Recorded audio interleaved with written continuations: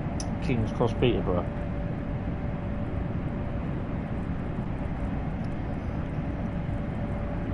Choose those layers to remove. You might find a slightly better performance. That's what I've done off of here.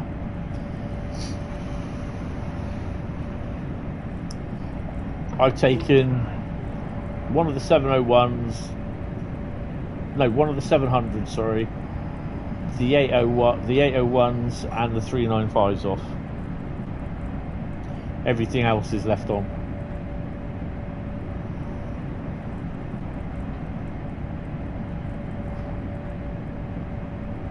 I don't really give much for this tunnel flare, what they got in Changing World 4.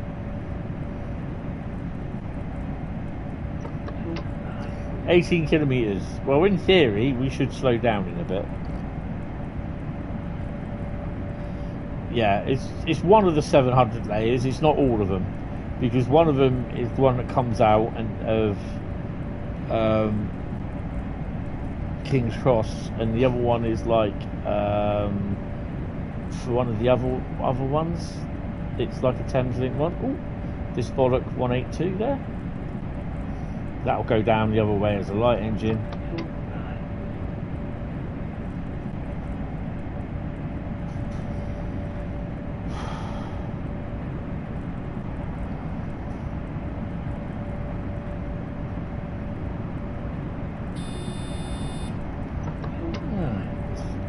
Well, for me, it's the place around the stations as you're going towards Willesden, literally just after King's Cross, St Pancras way.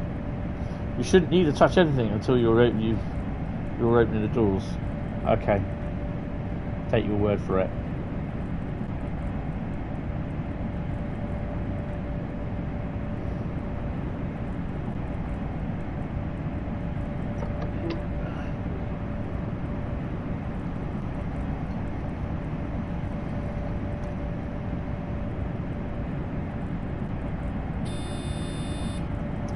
My fan is just blowing warm air at me now, and I'm just getting really pissed off with that.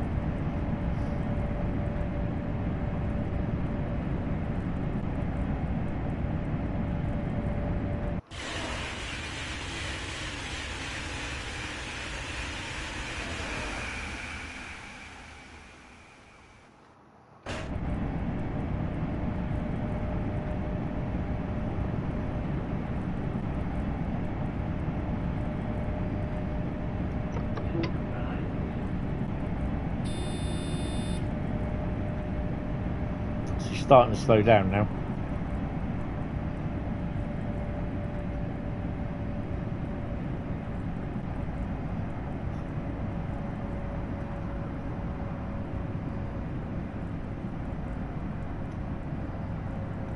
Just had your eardrum shredded by a HST and TSC. Oh, awesome. One of the videos I took yesterday is about 3 minutes long. It's got I think it's 70002 moving off from a signal stop. Oh, here we go. As it approaches the bridge before Worthing Junction. Yeah, bit claggy. The game went right outside Kassell. Oh, awesome. It's interesting.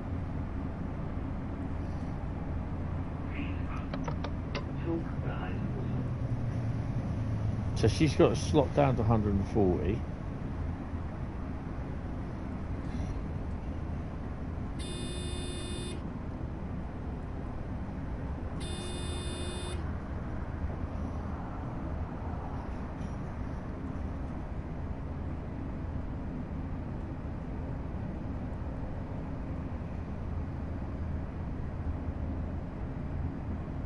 I'm kind of hoping that I can catch up tomorrow as well with all the stuff on my database as well that needs to be updating, and just transferring the photos across and probably getting one or two done and uploaded. But I've got to do job hunting as well tomorrow, which probably I'll try and fit in somewhere, and then next week I've got to crack on with it.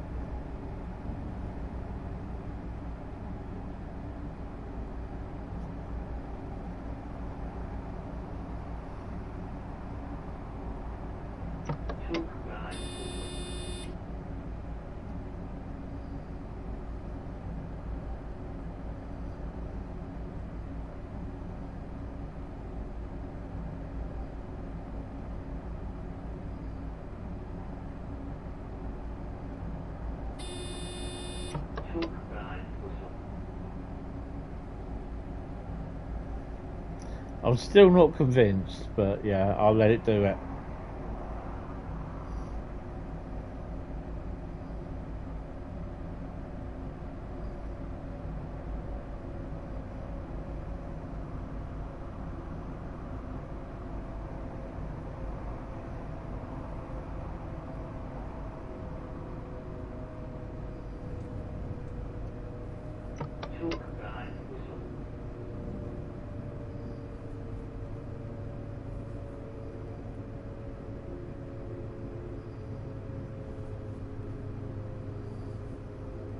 Oh, hello.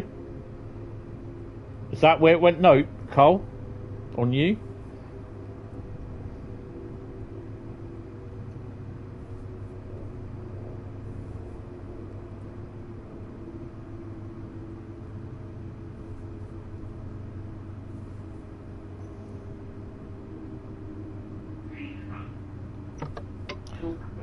Santa Bye Bye, iconic line from Baby Grinch. That's interesting.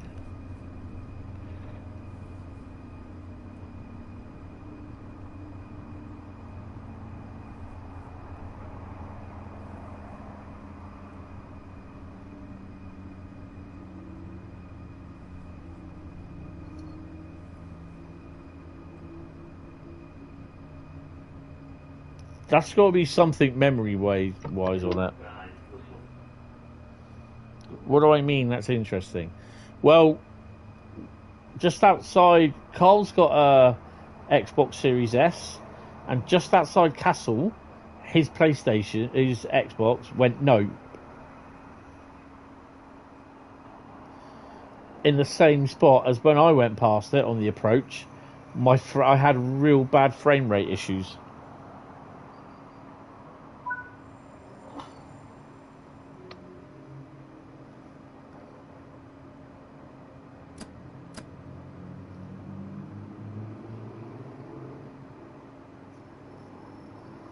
So, we do have a train coming in. Literally, something here on the approach round here would have been round here. Yeah, just round here. When he got round there, something triggered and it basically crashed the machine. Just round about here, and that was the same for me. Whatever's happened on that route, round about that point, for me, it went nope. For Carl, but I had frame rate problems. Right, let me crack on out of here a second. How the hell do I get out of here?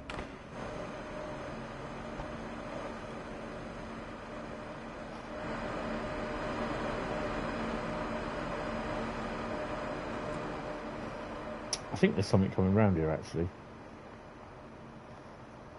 That could well be it. Oh, why can't I move? Ah, fall off. Oh, crap. That might well be it, Carl.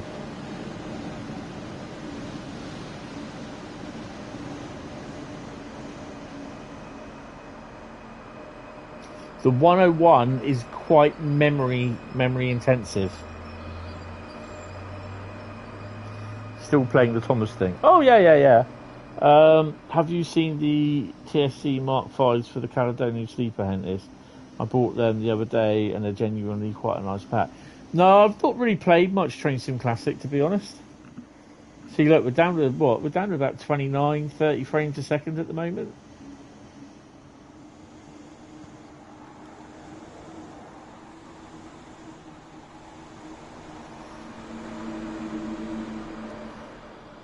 Built your old PC back in 2016. It probably couldn't manage 5, let alone 6. It struggled with your audio software, which is why I bought a new laptop last year for your little studio. Cool. Yeah, the 101. It doesn't. It's even the standard 101 is quite memory intensive, so that could have been the reason. But Yeah. Oh, I've got this else. It might be that when I get 5 minutes, I'll run another service and see if it kind of does the same.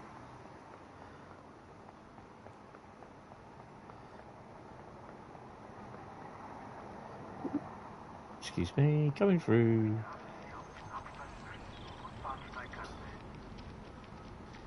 It's pretty cool, that. Lifts don't work, well, they won't work. No, they don't work. Right, anyway, let's crack on with the next one, which I don't know what it is. So, I think this is the first time I've done one of these in ages. You went with an Xbox as you didn't want to spend your budget on a new PC build. For just one game. Yeah, that's fair enough. It's fair enough. Plus, with an Xbox, have you got a Series S or Series X, Nick?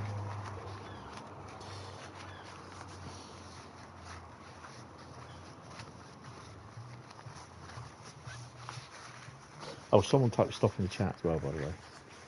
Ooh, flashy lights. Oh, amber lights. Doesn't help with the PS5 on, the big screen TV and the laptop. You've got an S. Oh, awesome. Great awesome photography. Says stop. Let's go stop. I've got one here. What have we got? Oh. Okay, well, this had to happen at some point. It's been a while. It's been about a year. This is going to be interesting. Bradley would love this. Wonder if Steam in TSW6 will become a bit more clear than white. Don't know. I don't know. We are... Any ideas what you think the route's going to be? Cane Creek. No, but you're close.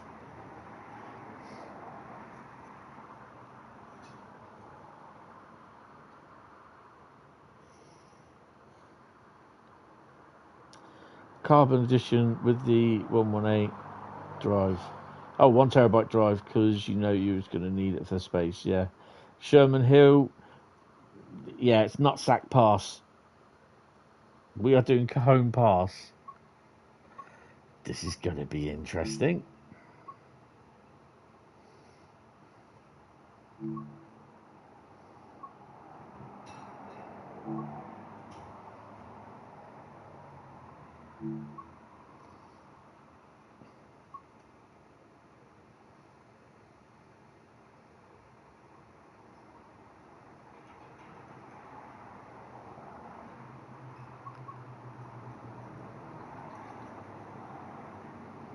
It's San Bernardino at the bottom, isn't it?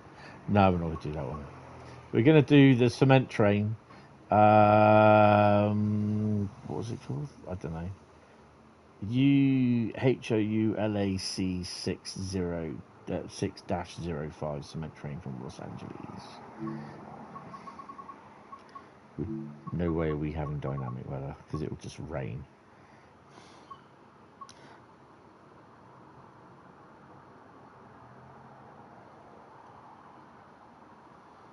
Take a big loco down the pass without it running away from you.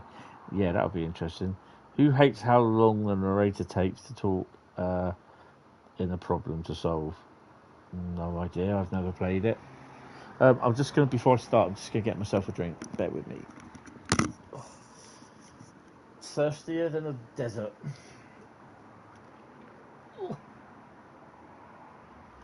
Right, maybe sometime. This could be about an hour run and not 41 minutes.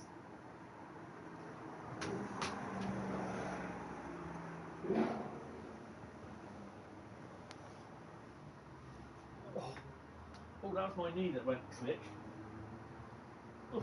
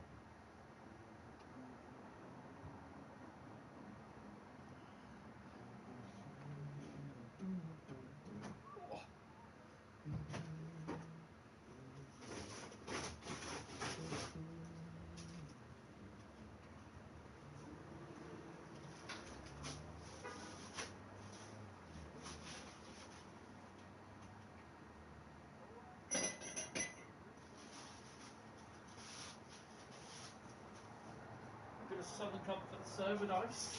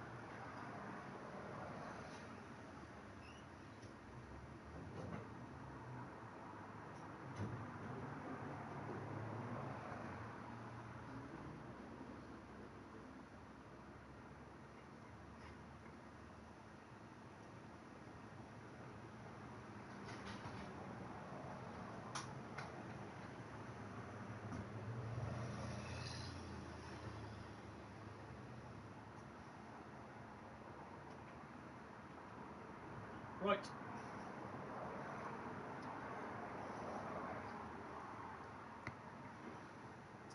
Let's get cracking, shall we?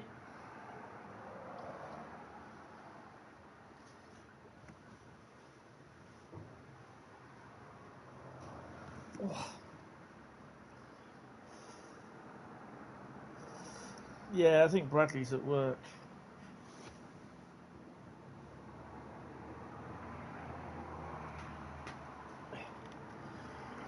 Oh.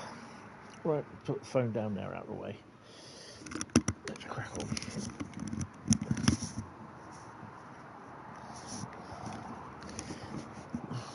Yeah, there's people at work during the, during the evening sort of thing. I'm not interested in that sort of work, shift work.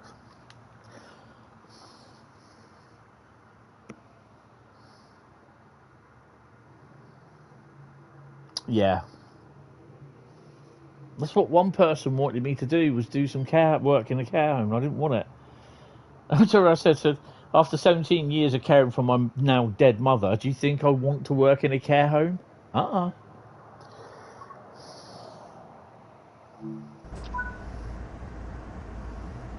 great. Now I've got to remember what this is now.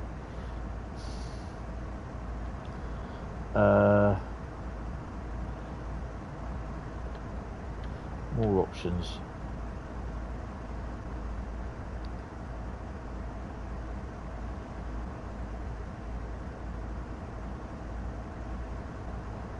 Do you know what? I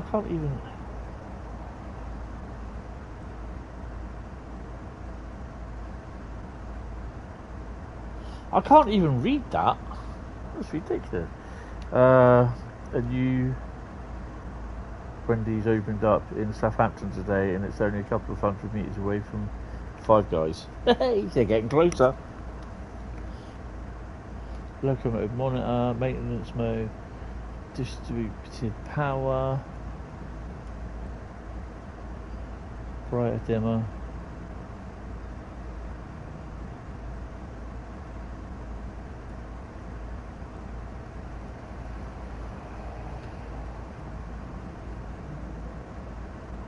Or was it that one?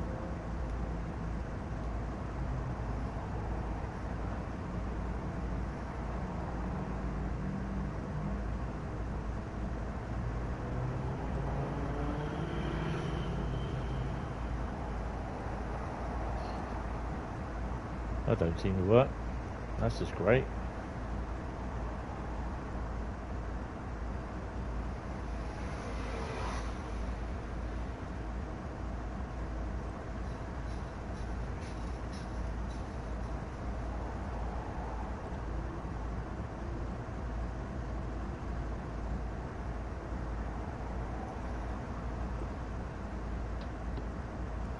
Right, anyway, sod it, let's get going. Right, let's get all my stuff going.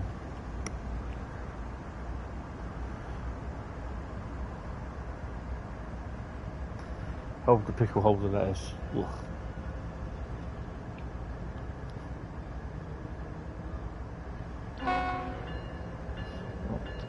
Turn the Russian guy off.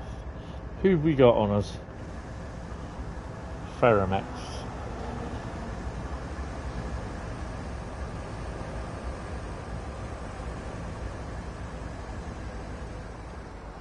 Oh, we a grain train? Really? We're that boring?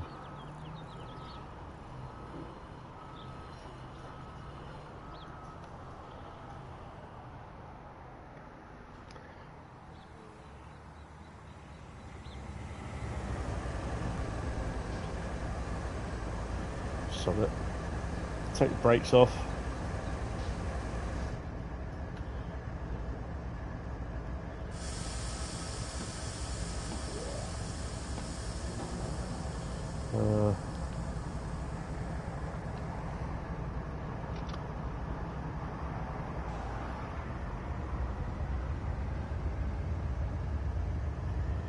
If it goes wrong, I'll blame Carl.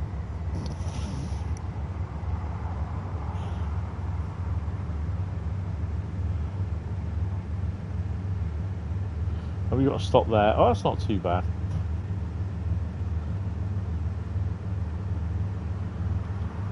And our weight is what exactly? 15,000 tonne. Okay. Burger King or cooking with a ring of dinosaur meat. Oh, I do like Burger King. Extra large bacon double cheeseburger, please. McDonald's, they just drop everything on the floor and then stick it back in the grill. Blah.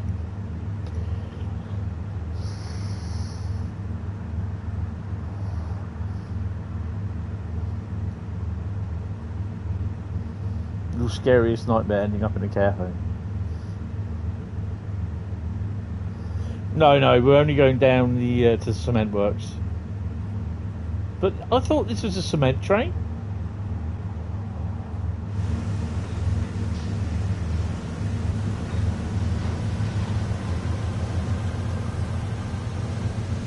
That definitely isn't cement. Oh, it could be.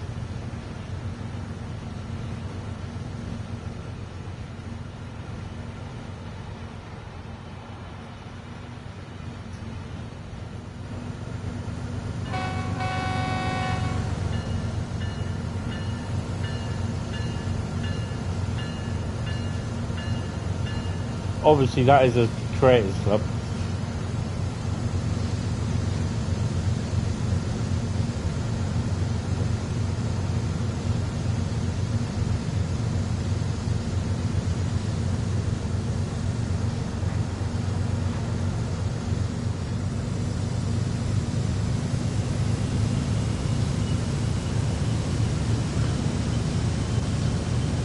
I've no idea, basically. Train person.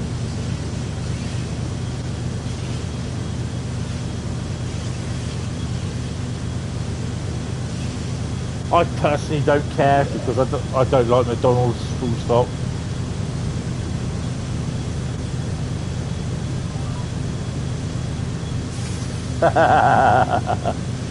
Oh dear. You took a 66 along here, great route. Oh, cool. Well, great run. I need to do that more often.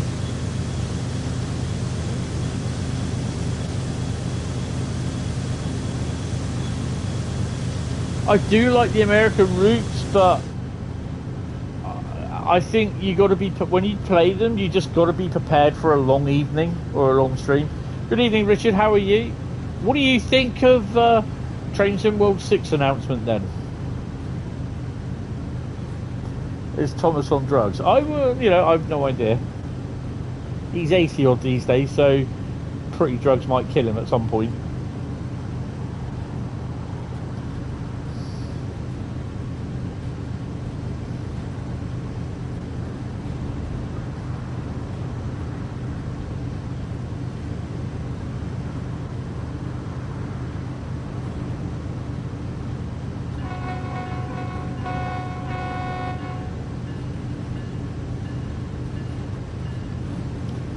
So how are we doing? Oh God.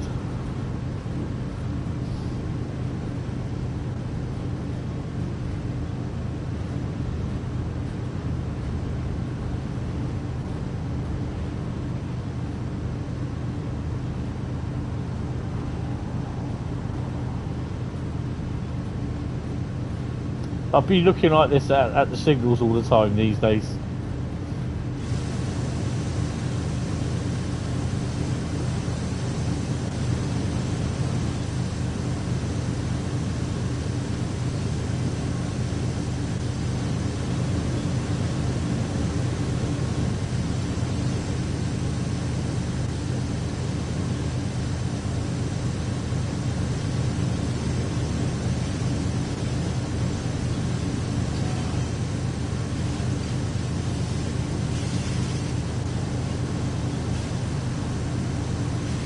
How did Michael Jackson cope?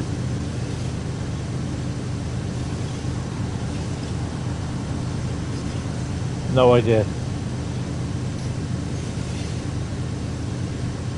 The only real issue with the US routes are tiny speedboards. Other than that, you really enjoy them. Just have to keep track. The cap track monitor on for the speed limits. Yeah. I have it all on, but I don't really like doing that F1 because I don't really know the route that much, sort of thing. I'm not the route learning. I'm not here to learn the route, sort of thing. I'm here to enjoy and drive and everything. So that's why I tend to have all the bits on, because it's my comfort. So yeah.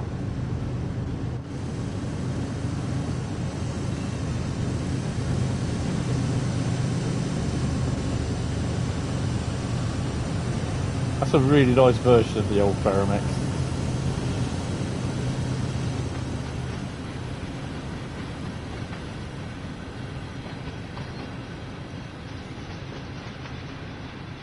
It's 26 degrees centigrade outside at the moment. It's 9 o'clock at night. I mean, a lot of people saying, oh, it's only a summer. It is summer, yeah, it is. It's not a heat wave, it's summer, to be honest. But we're not really used to having it this hot all the time. Well, we are now every year, because it gets hot a lot.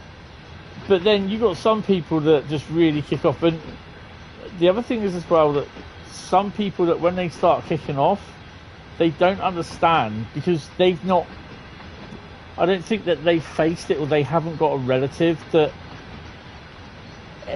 if you've got like an illness, say like diabetes, if you've got diabetes, real hot weather can be a killer for us, as well for frail people as well.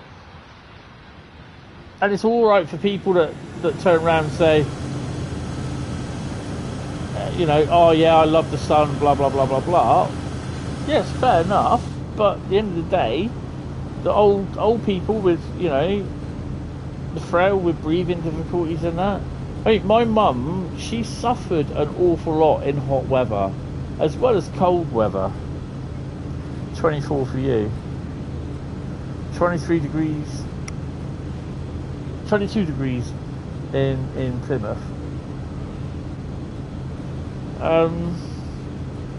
So yeah, you know, I think there is a bit of where people turn around and say, oh, you know, I'm with the one or two of the weather groups. I've got a lifetime membership. Thank you, Rob, by the way. Electric, if you're watching. And he's had messages from people basically saying that, you know, when you put all this red appearing on weather maps and that, it means nothing. He said it's not that bad out, blah blah blah blah blah. You know, when it hits 32 degrees in the UK, yeah, it does, and people will suffer with it. And it's just that ignorance from those sort of people that I cannot get. It's like, oh well, it's only a bit of weather. Yeah, it's a bit of weather, that's fine. I wouldn't say it's a heat wave. It's our summer, and this is how it is. And there are some people, a lot of people, and smaller children as well, and children with illnesses, chronic illnesses, that will get ill through it. And I think it's rather ignorant of people to complain and say, oh no, they're fine, they'll be alright, a bit of fresh air sort of thing.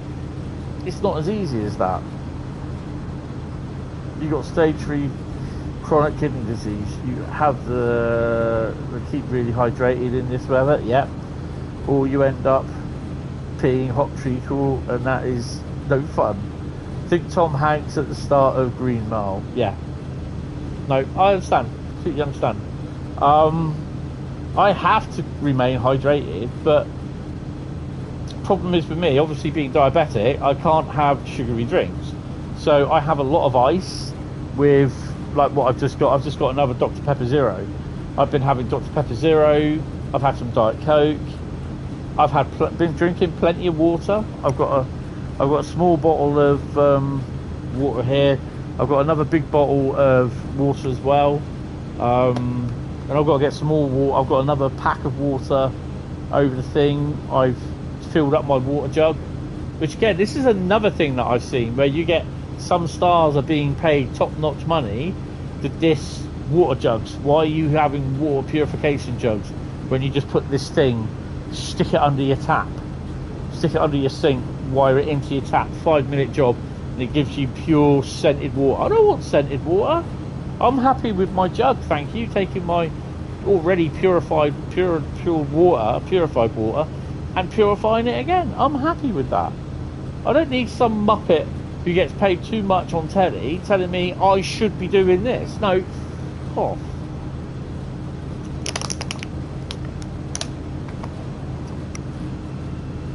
It's like me telling you to ditch your TV, go find Jesus, which I won't do, won't ever do that. Your youngest is with cystic fibrosis, your dad with COPD or emphysema, whatever they decide, and with the diabetes suffering this heat. Yeah, I mean, I bet you'd suffer in it as well. But also with Meniere's disease, I was feeling, I mean, I got my own fault. I haven't got any suntan lotion. I really need to get some. Got the after sun though, but stuff, I haven't got suntan lotion. So I burned yesterday on the back of my neck, just under my ears as well, my face, my arms, and even my legs. I don't usually burn on my legs, but yeah, we were standing around in temperatures. I have to say, we had Yoshi there with us. Yoshi was fine before anyone turns up and says. He was always, I mean, we took him to shady parts on that bridge, where in the shady area where there's all trees and that were covering it. He wanted to come back to the bridge. So and Andy said that if he wasn't happy, if he was too hot, he wouldn't go back to the bridge. He'd stay in the shade. He wanted to come back to the bridge. And what he'd do, he'd lean up against the cold metal fence, the metal bits on the fence. He'd lean up against it, and that'll keep him cool. We obviously gave him loads and loads of water, but yeah, he was fine. You love the warmer weather, but I do have to be careful. Yeah, that's fair enough. You just have to look after yourself. That's it. You got to know your limit. This is why I didn't want to stream last night, because I was knackered.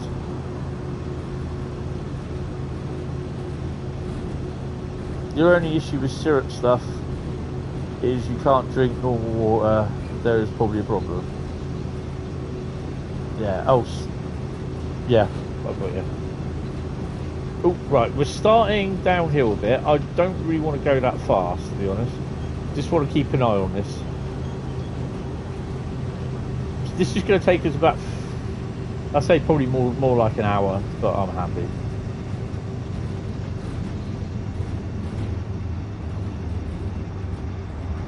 So just keep an eye on the speed. Keep an eye out for trains that are coming. The old Darth Vader signals.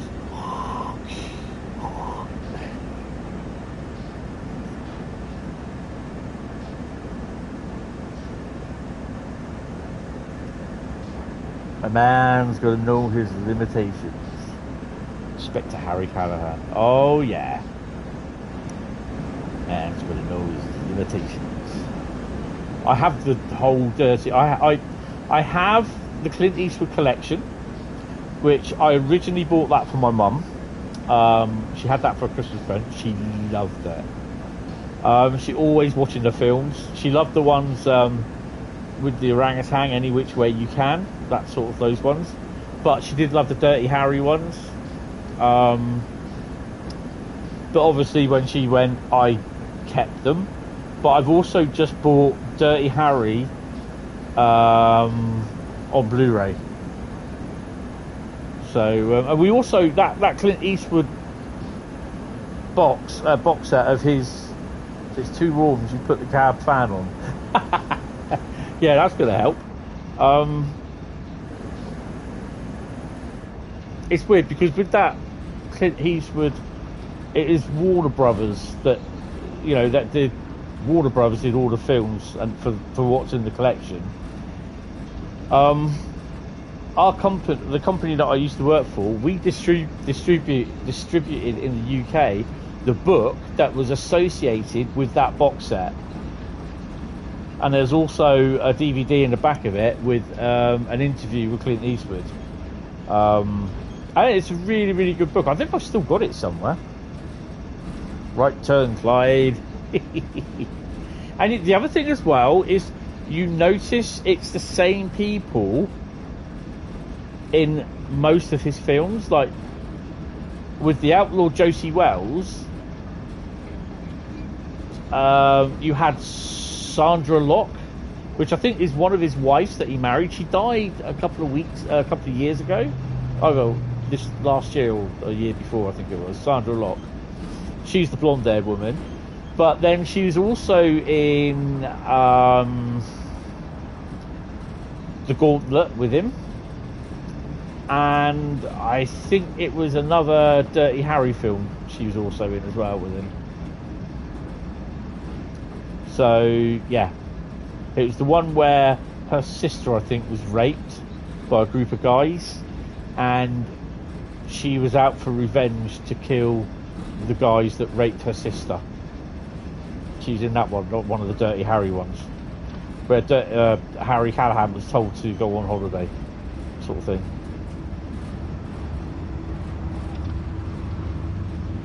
Magnum Force, yeah.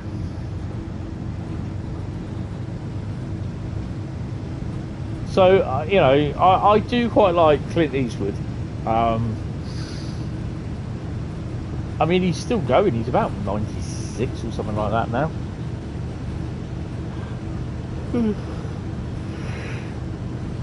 Oh dear. But I've also got Where Eagles Dare as well. I've got a double Blu-ray DVD with Where Eagles Dare, and it's got the Dirty Dozen on it. I think it is Dirty Dozen. No, it's not that one. It's the other one. Kelly's Hero. No. Yeah, I think it's Kelly's Heroes because it's got. What's his face on there? Donald Sutherland. Right, nothing coming yet.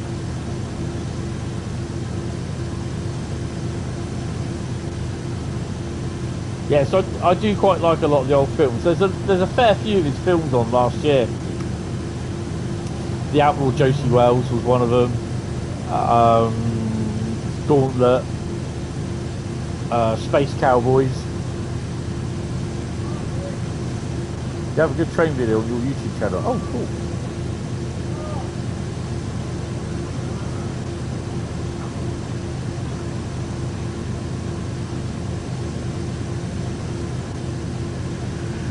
Ooh, excuse me. Oh, dear.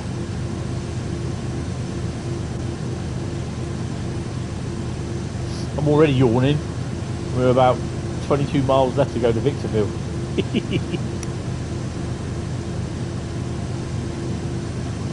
So what train video is it then, Richard?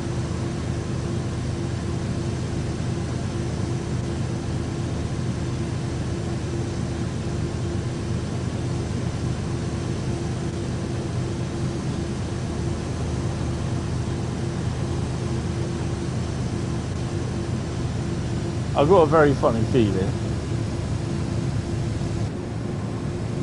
We are. So I've got to scroll all the way down here. We're just all those, aren't we? Is anyone counting the wagons, by the way?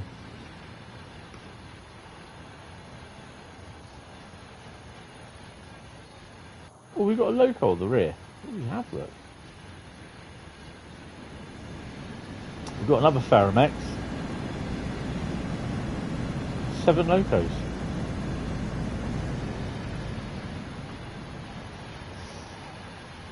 I won't press 3 to go back to the other camera because it will crash.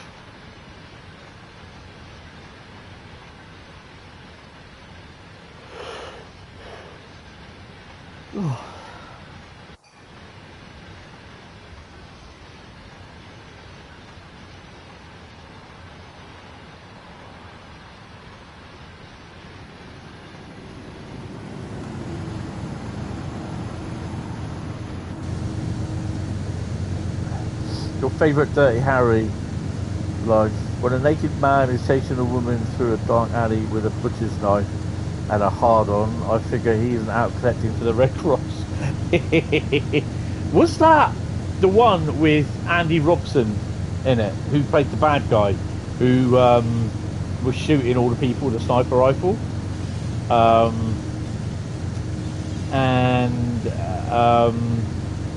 Andy Robson played Garrick in Star Trek Deep Space Nine.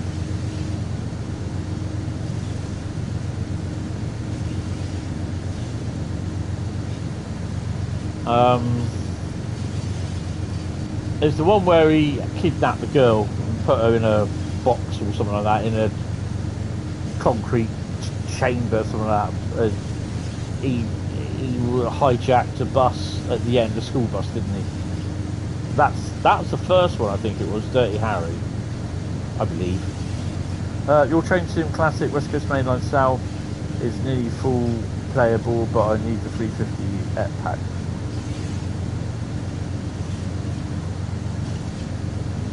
Wow. Oh, enhancement pack, sorry. Yeah, I don't think I'll be using Train Sim Classic much now, to be honest. Just, I mean, that's strangely enough, that works on the PC. I'm surprised, really.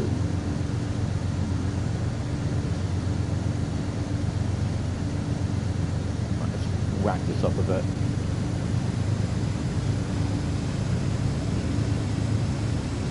Oh, it's been a while since I've been on Cajon Pass, to be honest. I'll give it that. Actually, I probably would have done a full run down to in the Antelope Valley stuff.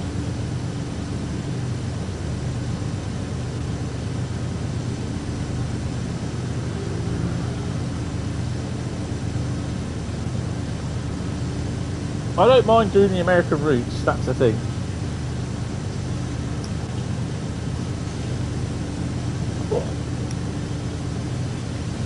Oh dear. So yeah, going to have a busy day tomorrow because I've got to write this video up, do the live stream video. Runs better than TSW5 at least. Yeah, I mean it would do because it's not as memory intensive as Train Sim World.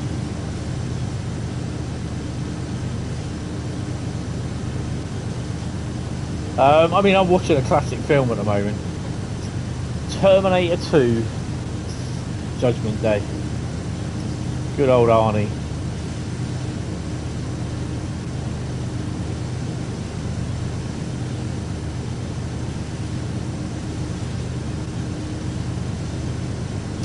Yeah, that's it. The routes don't really seem to be resource heavy.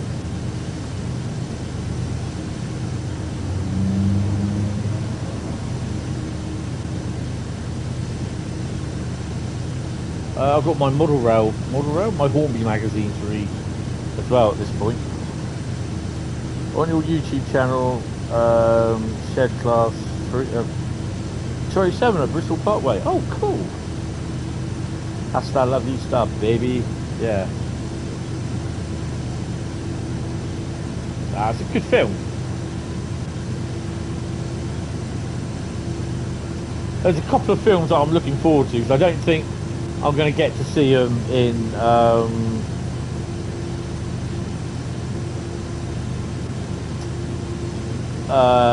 the cinema, which is the F1 movie and the Jurassic Park film.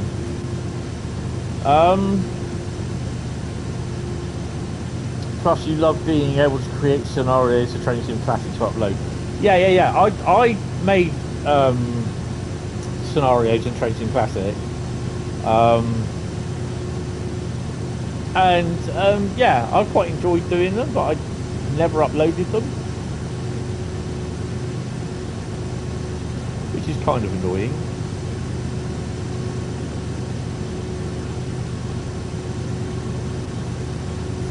One of those occasions where a sequel is better than the first film.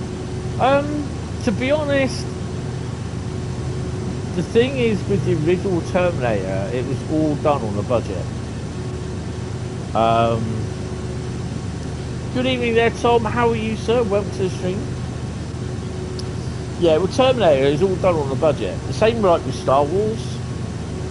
And I do quite like the Terminator film, the original Terminator film. My mate still has the original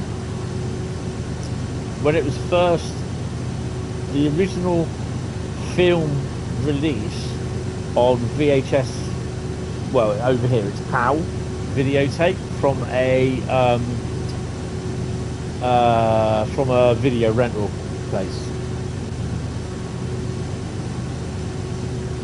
To be honest, I quite liked Aliens, the second Alien film. I think that's better than the original, although that was more of the original Alien was literally kind of a horror film sort of thing. But yeah, I prefer Aliens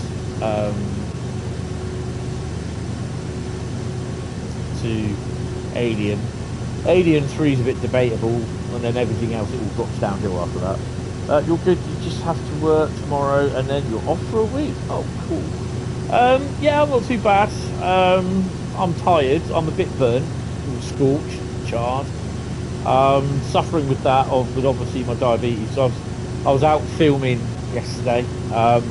We had a 33 run up, the 33 from Swanage ran up the night before, so it ran up Tuesday to Eastleigh. Then it ran from Tuesday night from Eastleigh to Reading. Then it came back Reading to Eastleigh about 2200. And then it did oh, got something coming down, yay.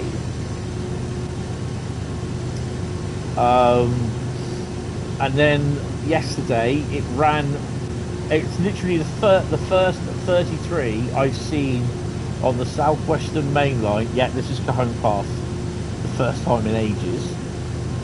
The 33, it's the first time I've seen the 33 on a freight train. Basically it was an engineer's, it's some wagons, some Crewe 100-ton cranes, and a couple of other sort of wagons. And it's the first time I've seen a 33 on a freight on the Southeastern main line in God knows how many years. It has to be way back, I've got to say, the original 2000s, early 2000s, when they were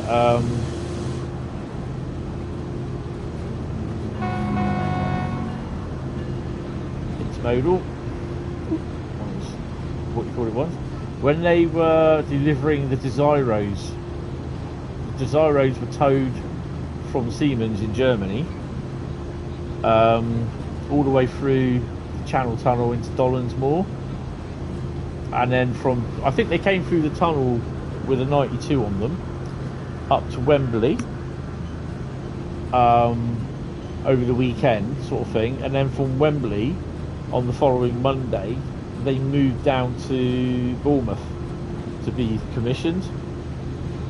and they'd always have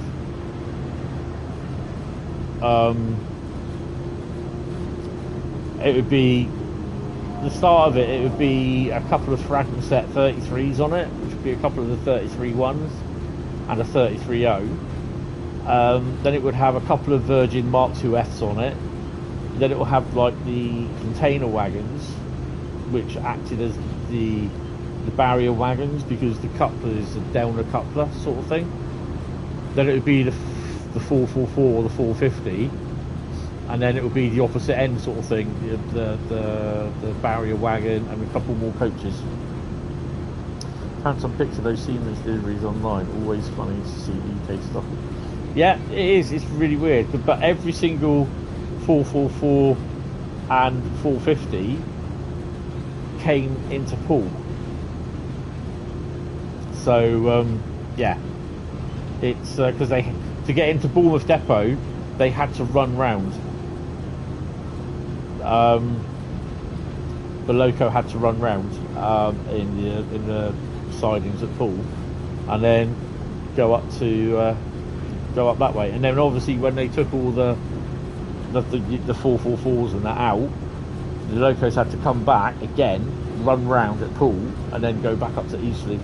And then the whole consist was then taken in an enterprise service from Eastleigh up to Willesden. And sometimes it was the train going out was about double-headed, and because it was so long with all the stuff that was bound to Wembley and the normal Monday to Friday sort of goods trains as well. The new tube trains being delivered trains. Yeah, that's it. Yeah. I think it's rail. A lot of it is rail adventure stock. I saw a video of it the other day, and they had these like the Habbins type wagons, but they're not Habbins. They haven't got the covers on them, and they all had concrete blocks all chained on them. So yeah, and there's a lot of people that's questioning why we aren't building our own trains. We were good at that once, but yeah, it's those sort of I don't really call them infrastructure trains. I just call them delivery trains basically. And it's great to see them, because you're only going to see them for about 18 months to 2 years, and then you ain't going to see them again until they deliver something else new. So yeah, I mean, we used to have last year, it was the last runs, we had the Class 69s down here delivering Class 701 units, the South West trains. They were coming from Derby,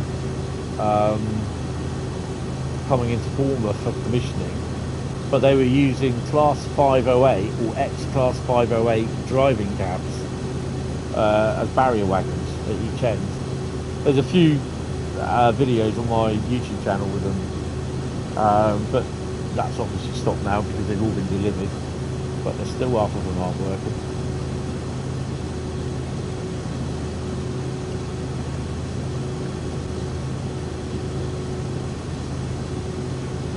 $16 miles to go. How far are we? Oh, we're not too bad. We are not too bad.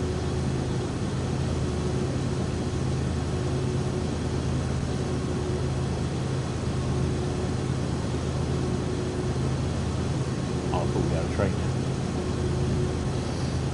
Someone's left some wagons there. How dare they? I mean, people turn around and say, well, it's a bit barren this route. Is it in real life?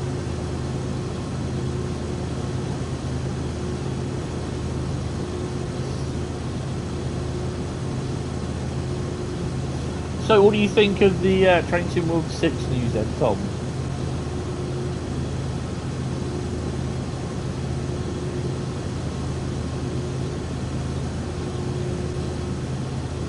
And what are you doing on your week off from work as well? Nice run over December the other day. Oh, I was quite enjoying the other week that I did it. The Kaiserslautern run.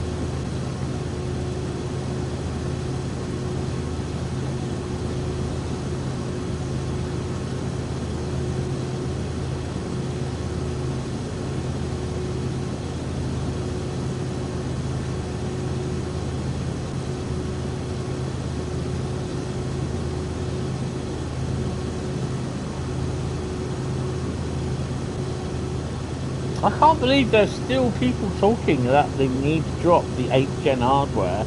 It's holding the game back.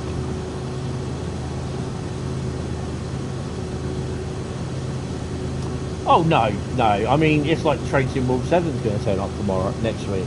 Or is it? I don't know.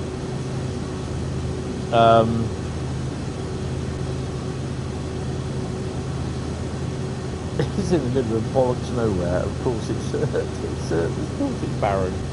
Yeah, exactly.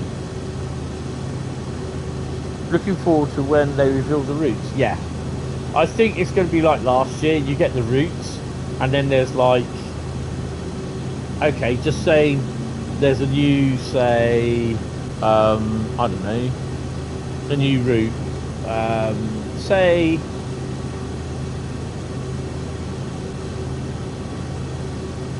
I don't know, I'm trying to think of a new UK route.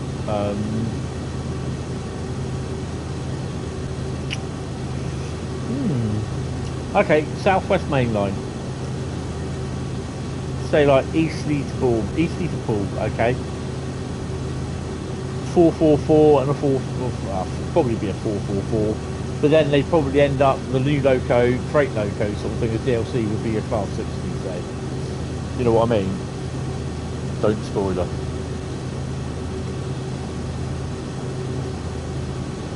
Maybe they won't drop Gen 8 entirely, but it'll be more DLC. Will be. Yeah, well, it's like what Matt explained. What they're doing is they work on the premise that the timetable is a Gen 9 timetable, not Gen 9, but PC and then Gen 9 timetable. They work at that, and if the Gen 9 can handle it on the route, fine, no problem. Then they work down to Gen 8. If Gen 8 doesn't, then they'll try and trim it back as much as they can when they get a reasonable thing. People's not listening to that. That's the worst thing. They're not listening to that. And you tell them, I've said it 3 or 4 times in different threads, and people, they just don't read it. They'll just put their 4 eggs in. It's just like, you know nothing. You know what I mean? It's just like, yeah, I don't know what the routes are, so yeah. But I think it's going to be like, you know, it'll be a route, obviously with a, whatever the hero loco is, German, American, or UK. But I think like we had the West Coast Main Line, didn't we? We had with the 350 and the ubiquitous 66. I reckon, like, as well, you can download if you want it the 390, but then you had that as a deluxe pack with everything. So yeah, I think it's a good way to do it. But people are just saying it's a rip-off, and I'm just like, how can it be a rip-off? The update and that is free of charge. What's a rip-off? The core update and features are a rip-off. And then there's people saying, oh, they promised a lot last year for TSW5, and now we're finally going to get it in TSW6. I'm like, well, what did they promise that we haven't got in TSW5, and what we're going to get in TSW6?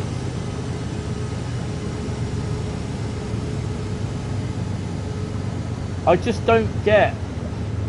People are just not. Well, this just never makes sense.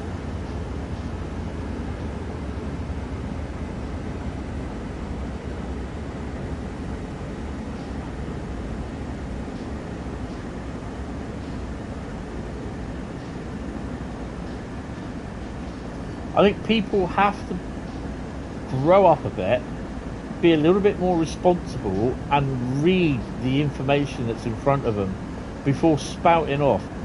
Don't listen to the naysayers. Well, they can if they want, but check the facts. I mean, the worst ones, you know, you've got the usual 2 or 3 in the southern hemisphere that like to kick off. I'd expect that. Well, the thing is, you know, you can explain it to people, you can't make them understand it. And as other people have said, you can't fix stupid. Which is true, you can't.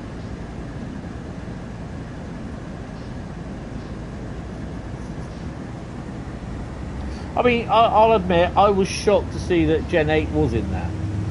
I won't be shocked if Gen 8 isn't in it next year.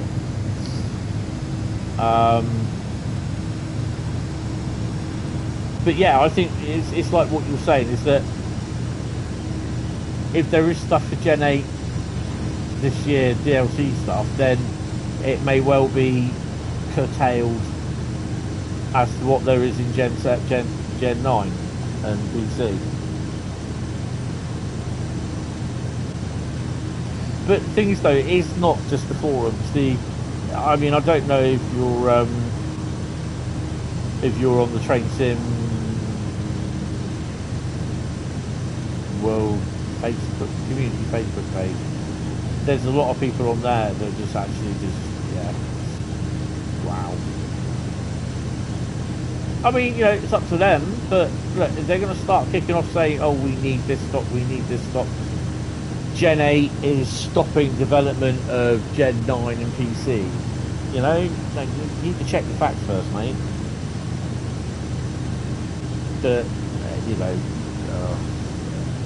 like I said, you can explain it to them, but you can't make them understand it. Good morning there, Paul. How are you? Welcome to a rather warm, sunny, well, a rather warm pool. Last time I looked, it was 26 degrees centigrade at 9 p.m. It's currently 23, so temperature is dropping. It's going to be lower for tomorrow as well, apparently. Just watched the 86 stream on playback. Looks decent. I am so looking forward to the 86. I will watch that. I might watch it later tonight. Warm pool for someone pissing it. No. But it's the sound. It's the actual sound of the Mark II coaches.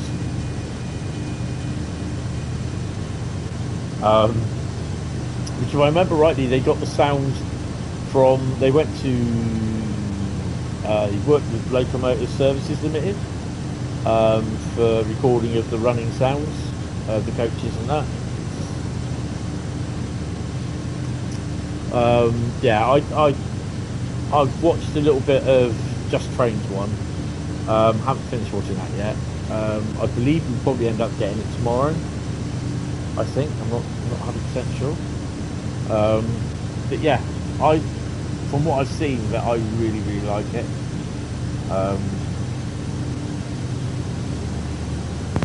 And it's like they've done the two different version of the stone pavely and the other pantograph as well. The buffet car is awesome. We can finally stick that in our policies for our Mark II coaches. 21 degrees C now. The low is reckons to be from 16 degrees centigrade to old bones won't be complaining. Hopefully it's a little bit cool tomorrow. It's going to be about 27. So yeah, 23 isn't hot. Says the bloke who chose places to stay based if they had air cons. I think you would be hot over here. It hit 20. I think it hit 30 down here today. It didn't last long at 30. It mostly stayed at 29. But yeah, my phone was saying 30. I mean, earlier on this evening, I had two hobbits come into the room, throw a ring in the middle of the floor, and ran out again.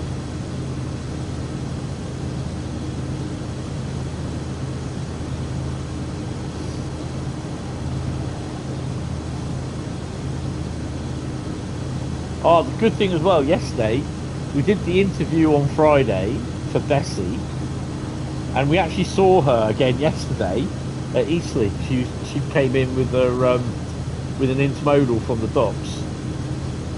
So yeah.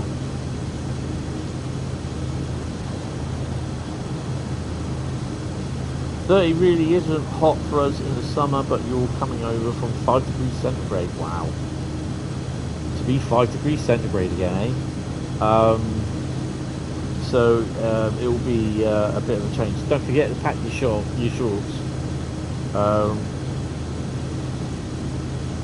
Hi, George. How you doing? Hope you're well. It's been 30 in Midlands and 32 for tomorrow. Ooh, nice. Not for me. It's too warm. I'm going to sleep in the fridge tonight, or the freezer, and then slowly defrost tomorrow morning.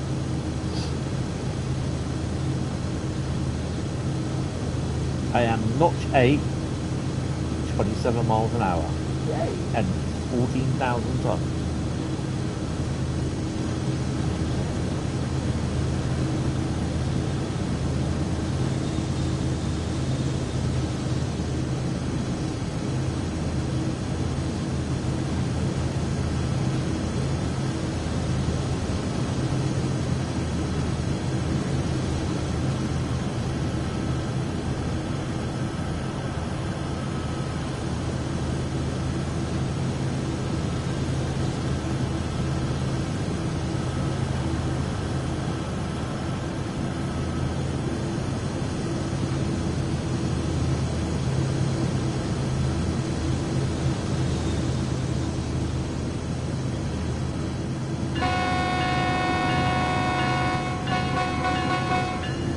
Just hope I can stop. 11 miles a year. I think this is the first time you're notch 4 doing 50 with 5.4 miles to go. Oh, cool. You wonder if the Yanks will ever figure out the Ram low rate at 50 trains at 50? They deliver more shit more quickly. Yeah, actually. Hello, hello, hello.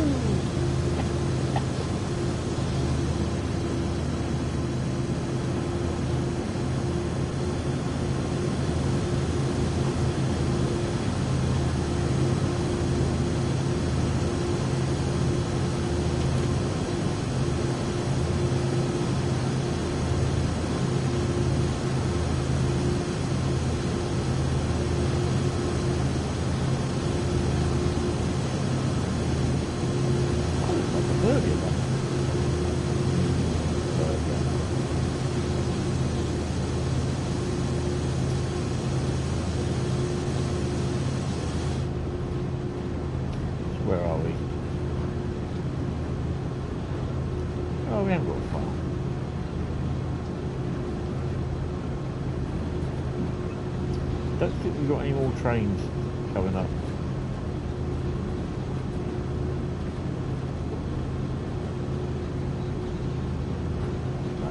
Oh, there you go. Yeah, it's a livery. It's a pretty nice livery, actually, to be honest. Oh.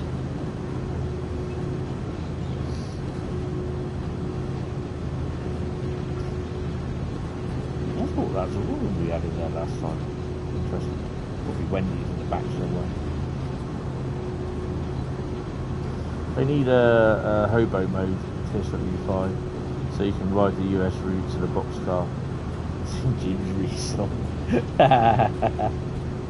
Yeah.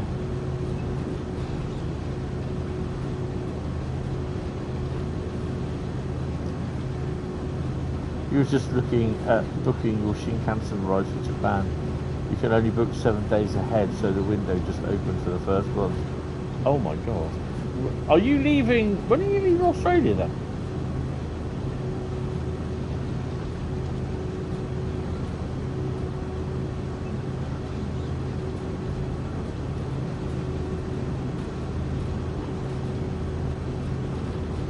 That'd be amazing to go on one of them, actually. I've seen the one that the original bullet train that they had, the power car. I think it's a power car that you got at National Rail.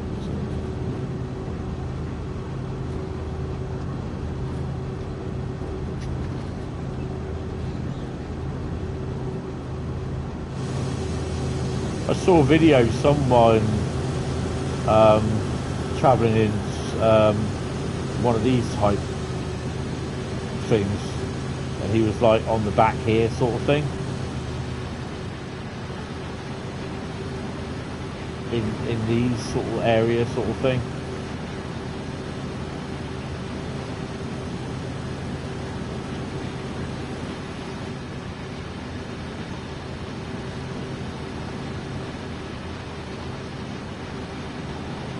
I didn't realise they had all that on there, but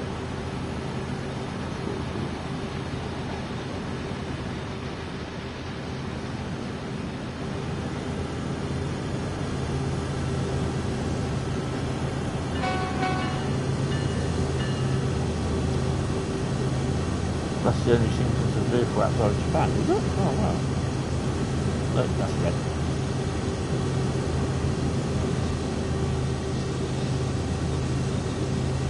There used to be a bloke overseas stream who did YouTube, yeah, did YouTube of his travels. He just vanished one day, like murdered. Yeah, I wouldn't be surprised.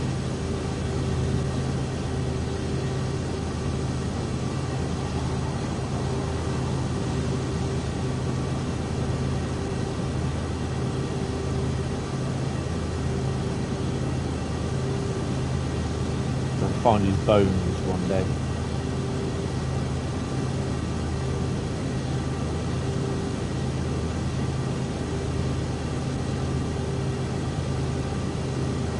Good evening, the D Network. How are you? Carl says 2 miles ago.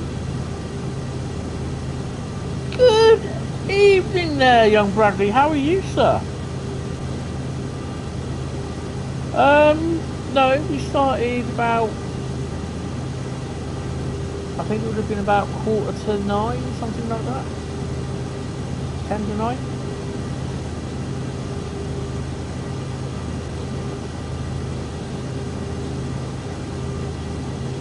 Hey, look, Bradley is awake. Tad warm. Head acting. Oh, head aching, sorry. Eyesight's failing for me. 7.8 miles to go, Bradley.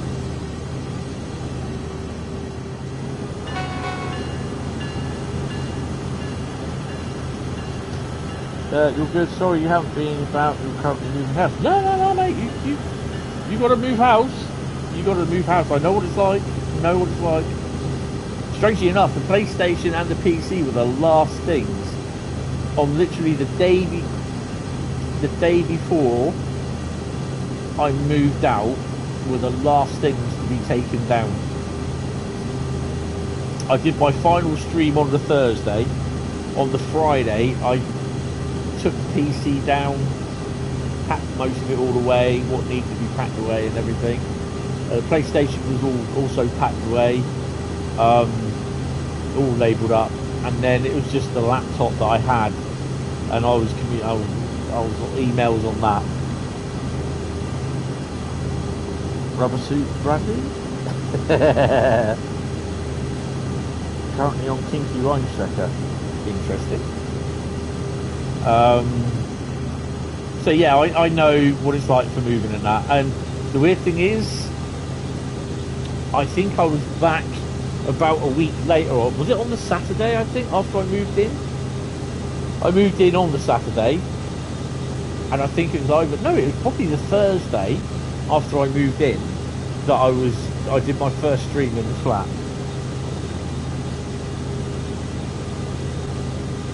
Currently on Kinky Rhein-Strecke.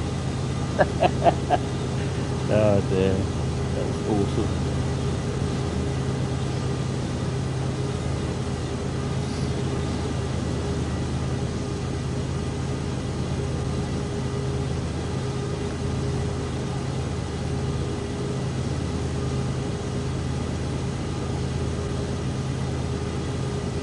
Yeah, so I think I went out on the Thursday was the last one before I moved, because the Friday night there was a few things that I moved in here, which was one of the TVs and something else, and a few other bits and bobs.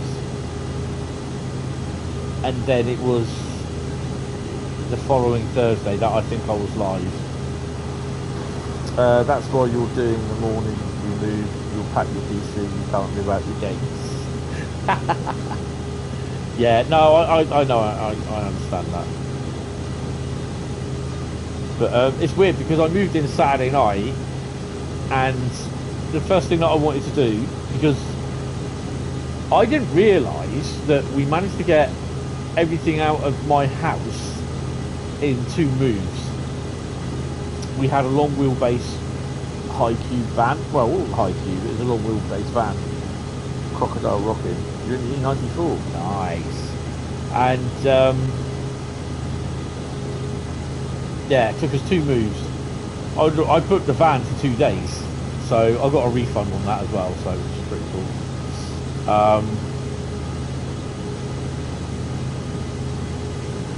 And the Saturday night, I'd moved in. No gas cooker, no electric cooker, because it wasn't plumbed in. No gas because it's flat. They don't really like putting gas in social housing in blocks of flats. It is it is definitely a pain in the arse. It's something that I don't really want to do again. I'd rather be carried out of here in a box, to be honest, and not a moving box either.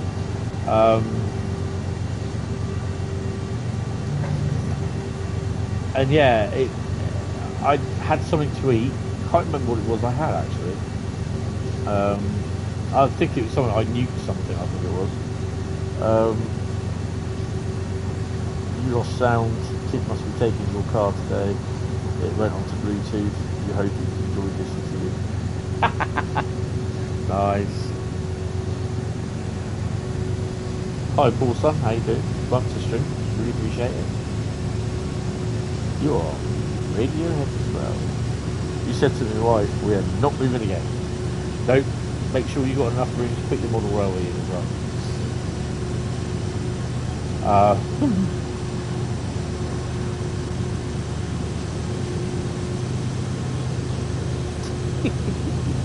I'm still laughing at Paul's comment.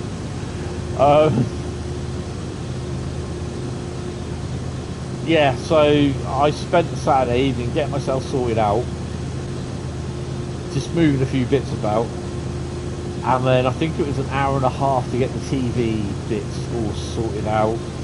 I got the PlayStation stuff sorted, ready to be moved done on the Sunday, but then just trying to make enough room where I could walk around in the front room, because I had about 30 or 40 odd boxes at the back of my sofa, which all had stuff to unpack, and yeah.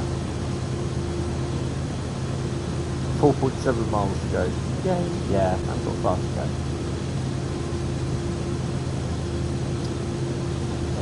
Yeah, it was. I've only done it once before, and that's when we moved down into my old house. But I went to school from my old house before that, and came home into the new house. So yeah, and all the stuff had been done. Everything had been put down in the rooms and everything. And I mean, as a kid, I didn't really appreciate it, but then again, everything smelt of fish, because my dad managed to get a lorry from the local fish merchants that he worked on the weekend for. So yeah, everything for a few months smelt of fish, which I was not appreciated.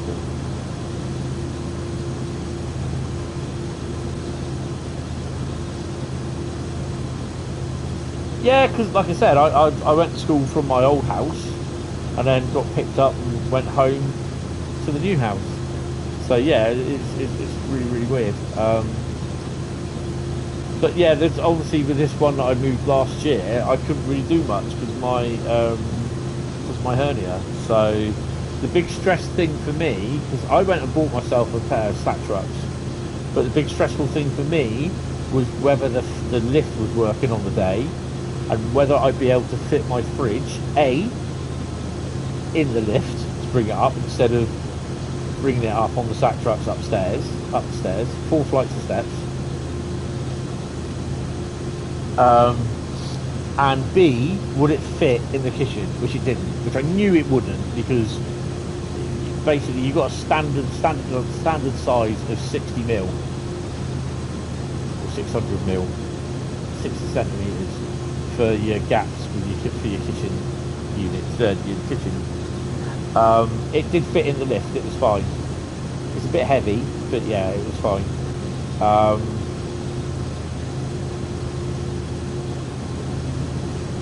But it didn't fit in the gap, which I didn't think it would anyway. It's 70 centimeters wide, and the gap at the bottom is 50 centimeters. The gap at the top is 60 centimeters because there's a 10mm skirting board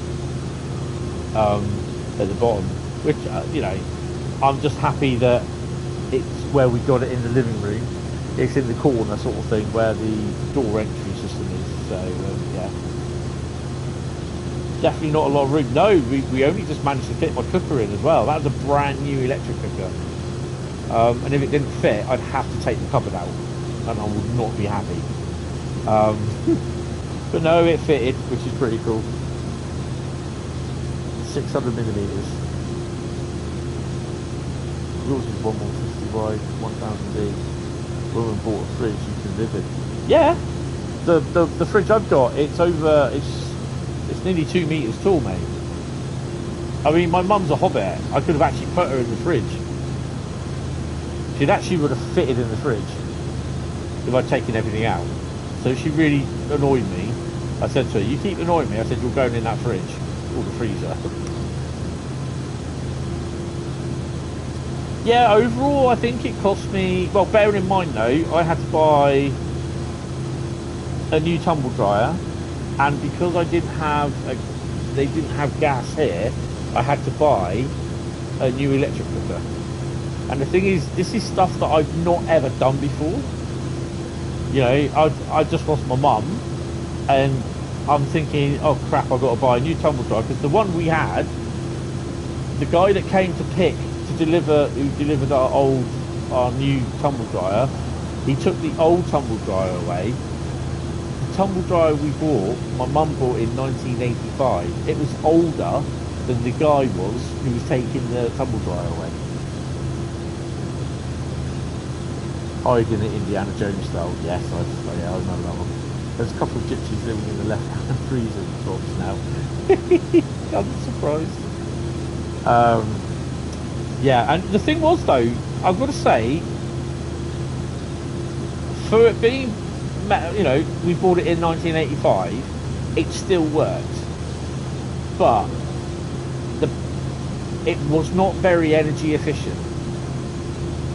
You didn't have automatic water collection, like, I mean, the one that I've got now, it automatically collects the water and everything, fills it up in this big massive like tube sort of thing. You haul it out, chuck it down in the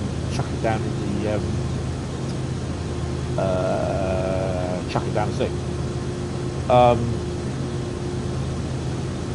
So there's like, it was quite rusty inside. I think it was getting to be a bit of a hazard. So I was like, you know what? It has to go while I'm moving. So before I moved, about a week before I moved, I bought this one, had it delivered, and yeah, it's this one that I've got, touch wood, it's been brilliant. Same with the cooker. You've got a price removal company, they want 5,000. One of the best things, if you've got friends, I think, to be honest, all round, it cost me about, for the van hire, and to get everything that I wanted, and I also got food for the guys as well that are helping me. It cost, I think, about £2,000 to move. The hire of the van was about 250, 300 quid, but I got about 150 quid of that back for the second day that I didn't use the van. I didn't need it. We finished. I think we finished at what, 2:30 in the afternoon. We started at 8:30.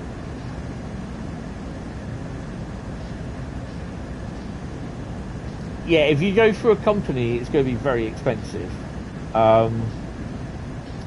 If you can get some friends and hire a van, or if you know someone who can get you a van or a lorry, I mean, it's like I said, we did it. I mean, it was just me and everything else what my mum left. You know, 3-piece suite, TVs, my stuff, my bed, cupboards. I didn't have any computer desks or the wardrobe, because that I had to break up and go, because the desks, you take them apart and you try to put them together again, they're just never the same.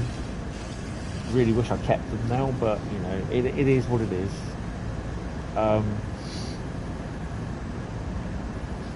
But yeah, it cost an effect about £2,000. But there again, I also bought food for the people that were helping move in, some drinks, what people wanted and that. So yeah, that's it. That's what we did. I rented a long wheelbase. I think it was long wheelbase transit. My brother drove. He couldn't really help with the move because he's old. I couldn't help with the move. I could bring some stuff in, but when literally we did the first run, I went down in the van, and literally it was other people were down there taking the stuff off, and they would just bring up the boxes for me and everything, and I'll just be loading the boxes up in the back rooms and that, you know, stuff for the bedroom, stuff for the kitchen, all that sort of thing. So yeah, I was kind of thinking it was going to go pear-shaped pretty quickly, but it didn't.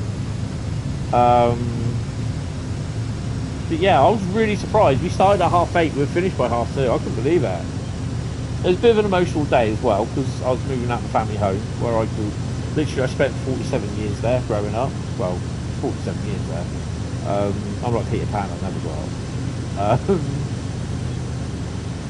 But yeah, it was quite emotional. Had something to eat. I think I went to the Chippy across the road, and got something there.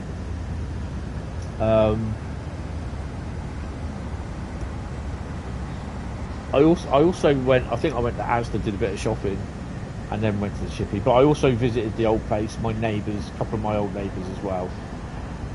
Say goodbye. And then basically I spent about an hour setting I had some music on, spent about an hour after I had something to eat.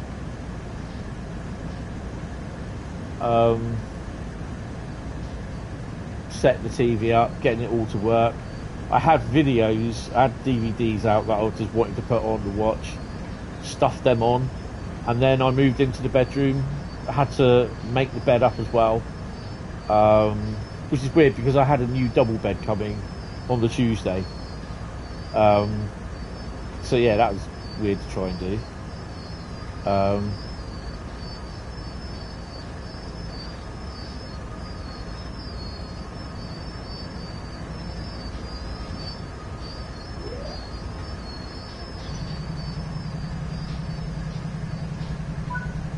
Oh wow! Oh wow! I just got a trophy. Hold on. CJP pass out. What's that? Complete 10 services on Cajon Pass. Yeah, hey. Interesting. You're moving from your family farm. It's been in your family since the 1940s. You'll miss farming. Oh, sorry to hear that. Oh wow. Are you still staying in the country, or are you just moving into town, sort of thing? Wow, I can't believe we've done that one. What did I get, by the way? Oh, it didn't say. Oh. 4,000 or something, I think it was. But yeah, I was so knackered though that day. Even though I wasn't really doing a lot, sort of thing, I did carry a couple of boxes up. But they said, no, you don't want you popping your hernia. You go and sit in there. So I made drinks for everyone and got some food ready for them and that. And yeah. It's time to move on. You're moving to Norfolk. Oh, okay. Oh, bugger. Right, someone typed stuff in the chat. I hope it all goes well for you, to be honest. Probably sometimes it's probably not worth to hire a van and move everything yourself. Because that's what we did when my brother moved his ex-girlfriend's parents down from just outside London in the home counties down to Wall, which is about another 45-minute drive from where I am. Carl says stop. Pretty unique there. Oh, Cardiff City Network. So that'd be a cool one to drive. No, cheers. I know how hard it is. I really do hope it goes well for you. You definitely don't, because it's going to be really, really stressful. You definitely don't need the shit that goes with it. Yeah. Cardiff City Network. So yeah. But yeah, I mean, also, what was it? Back in 2021, I was helping the company move. We were all being made redundant at the end of 2021. And although I took redundancy in November, and I just basically had enough of them, screwing us about. It was, you worked for a company 27 years and you had to move 6.6 million books on about 10,000, 11,000 pallets. And they're not only being moved out of the warehouse, but they're going to Biggleswade up on the East Coast Main Line somewhere. Time to join in. Oh, excuse me, said Bradley. So yeah, it was saying goodbye to my job that I'd had for 27 years and getting screwed over by the management of the company that now no longer exists because they're fuckwits. But I'm glad they won't bust because they're greedy little shits. They should have left us where we were and invested, but they didn't. Cardiff City Network. There we go. Hey, that's got to be Great Western. It is, isn't it? We're not.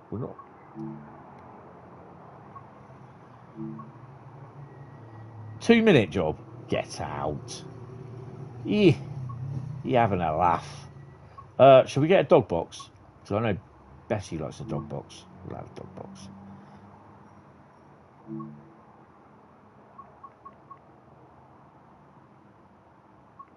Penarth, 6:03 in the morning. Get out. We'll go. We'll do Penarth to Caerphilly. 2 Kilo 08.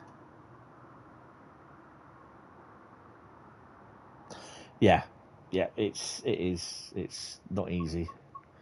I'm gonna put a bit of cloud on this. So we are 7:18 off Penarth.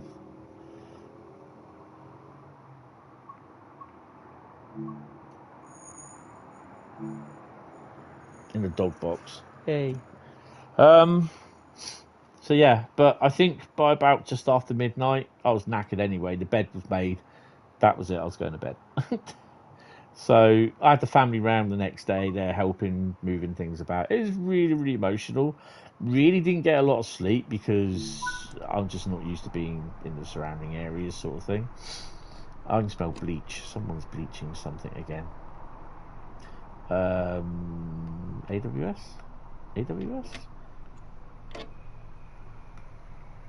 What's the freaking AWS?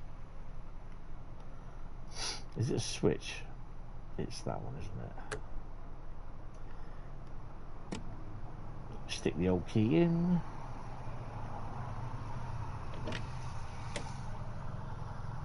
Bradley's in.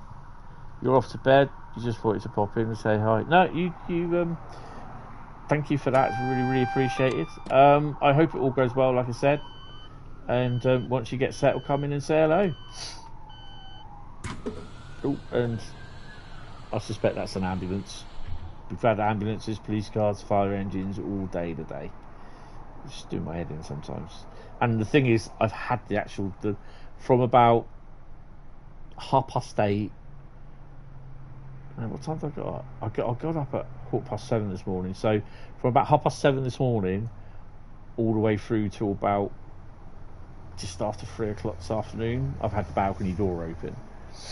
And then when I got back in at 4:10, balcony door was open. It's going to be open until about midnight or 1 o'clock when I go to bed. So yeah, it's quite warm in here. Put the instruments on. Headlights on. Deadlight there. That's on. We need to open the window. No, just take it easy and try and enjoy the move as much as you can. He says with a smirk on his face, but I know it's going to be sometimes. It's not going to be easy. It's a bit emotional as well because you're leaving the family home and that, and everything that you've done there. So yeah, I kind of know in a way how you go, what you're going through. Lock doors. We're on green light. We got a green light. In fact, actually, we should be on DRA, which just make sure that isn't on. It's not. Take the brakes off. Whack her in first. You'll be back soon. That's good. Yeah, you take it easy as well.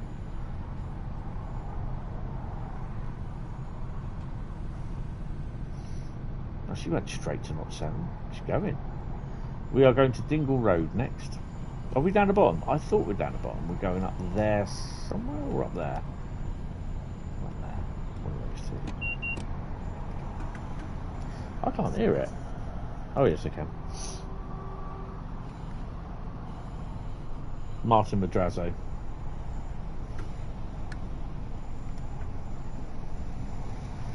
Tell you what, I've got a banging headache, so I might take some paracetamol in a bit.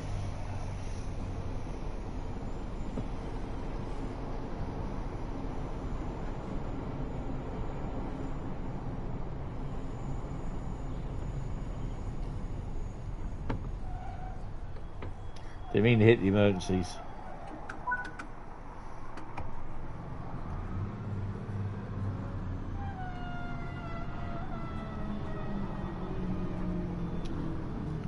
No, I can't walk, Bradley.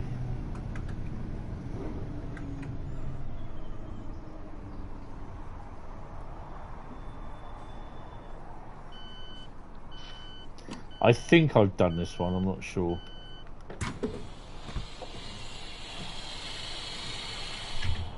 Get out. Coming through.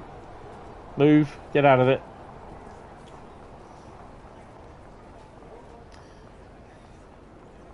You said, oh yes you can. So I went, oh no you can't. Oh right, okay.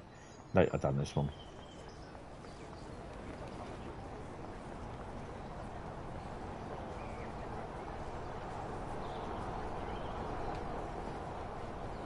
Roller skates apparently, these. Called the Bessie. They're called scuds as well. Scuds, roller skates, and or roller blades, and dog box.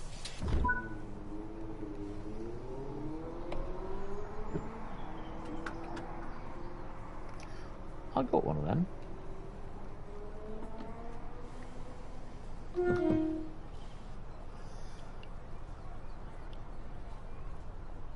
What did I call you for?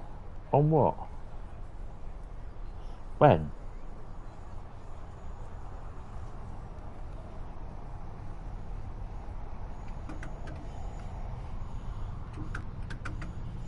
You called you dog box.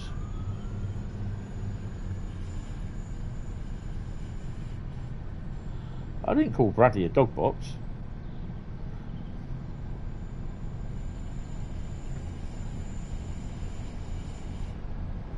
Stud.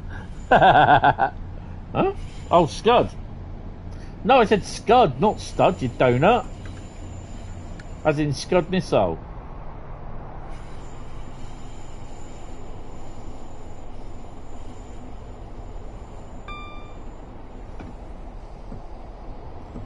So confused.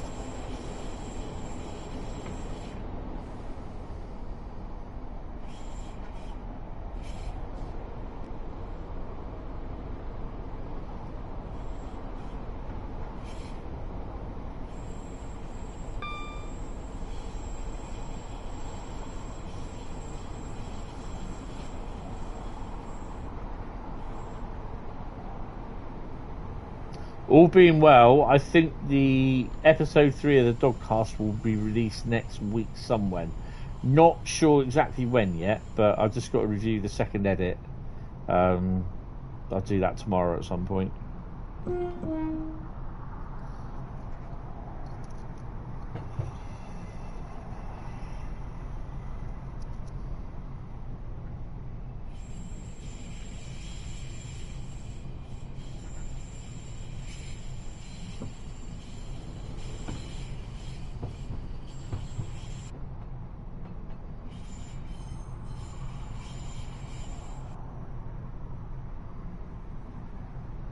I can't believe people are moaning about this, saying it's too short and they wanted their money back. It's just like, oh, for God's sake. It was described when it was being built, when they released the info on it. It's not a full end-to-end route. Tuesday streams will go ahead until emails say otherwise. Yeah, I think the 86 is released Tuesday, isn't it?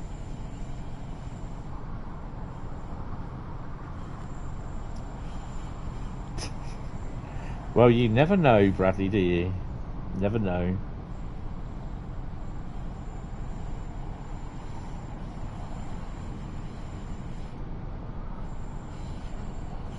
'86 Tuesday. I suspect I won't be showing it until Tuesday anyway, because I'm not on PC, so now I can do about that. So, yeah. Which is probably good in a way, because I've really got to sort of knuckle down and put some time in looking for another job.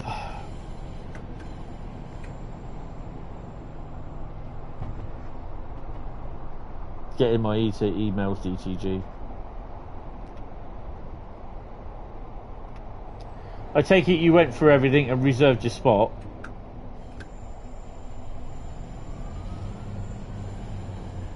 I didn't even get a reply email. So, I mean, it's not really worried. I'm not really worried to a degree. Because, unfortunately, at the moment, I can't afford it.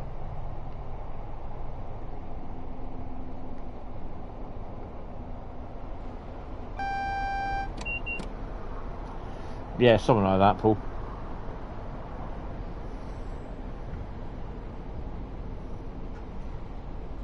Yeah.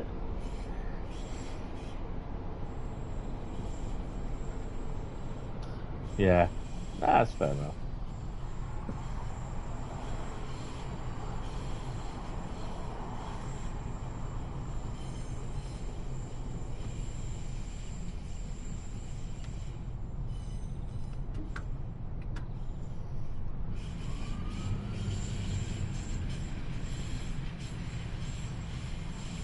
Cardiff Central, why do you feel like you've been there before? Because you have. But it didn't look as bad as it did in that one. This one.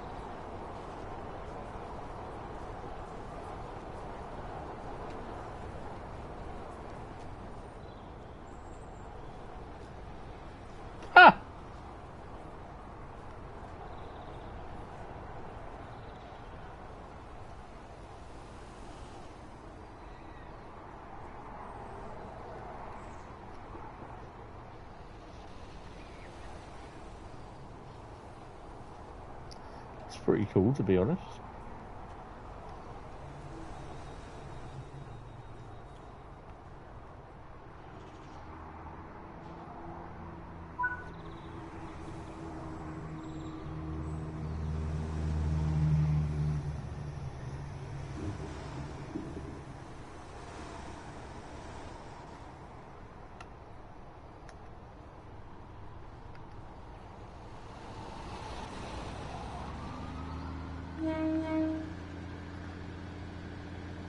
When you're booking tickets from Kidderminster to York, one of the options was via Cardiff.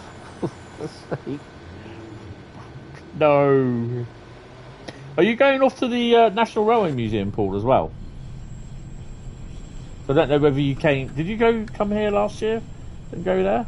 Or not? I can't remember.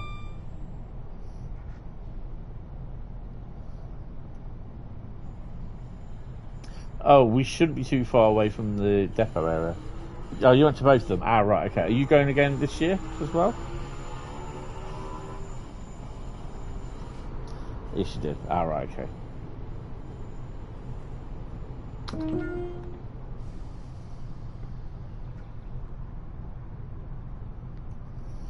I mean, I haven't been there for... It's got to be since the Oran Trains days. So you're looking about 2003, 2004. You're going this year. Oh, that's brilliant. It is a nice place to go to, but I think you need a day or two there, to be honest. And of course, now apparently Freightliner are doing a 2-day Railway 200 event, July the 16th and 17th at Doncaster. Free tickets, apparently. Your cab ride date with a steam engine. The skit is out of Shildon. Ah, right. I got it, yeah. This way goes. 150.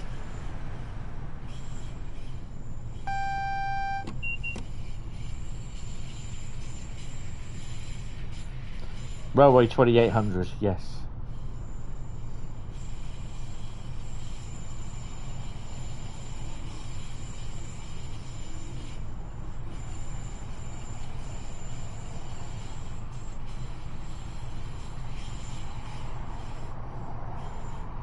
Mate came through the other day, last week. He went to Newport.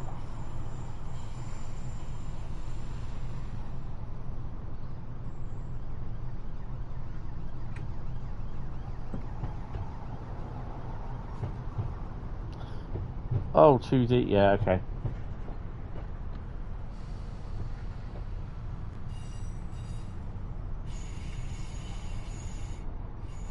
I need to go and check the depot as well.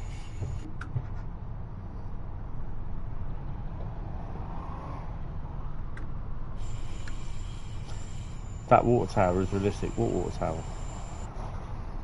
Oh, the one here. That one. Not one there.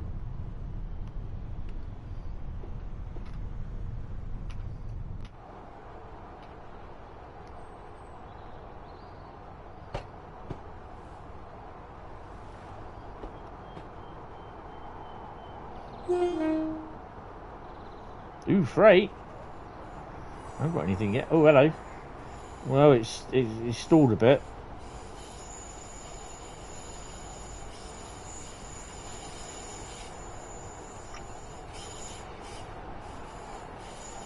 As booked. Oh, nice. Oh, yeah.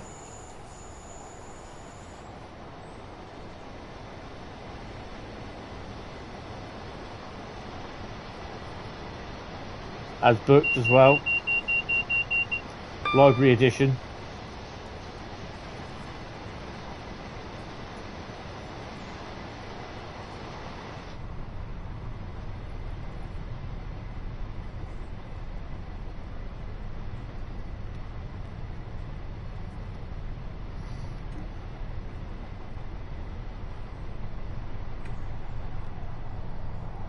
We may depart the station late as well.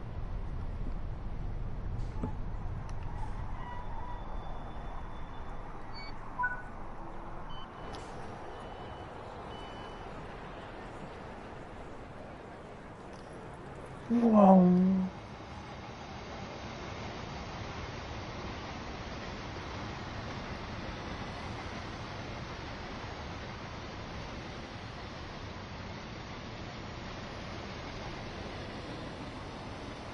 Aha!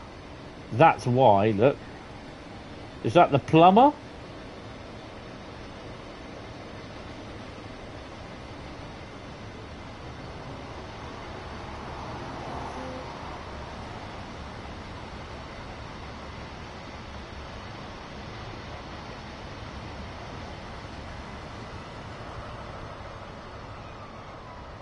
Little wheels there. What's the intermodal?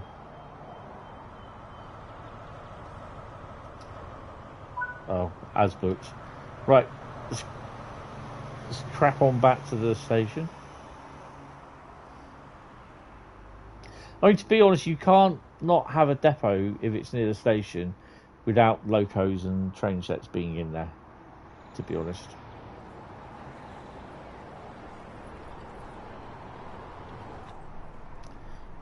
Right, let's go.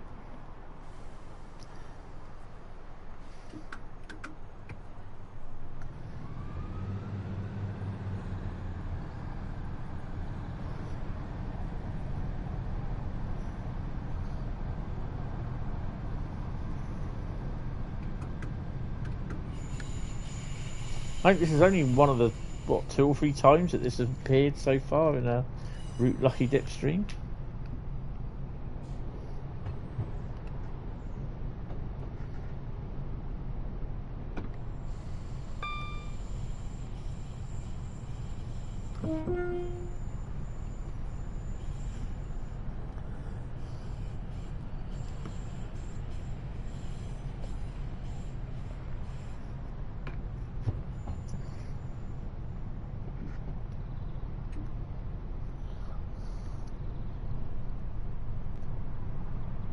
Yeah, don't stick your hand out the window, will you?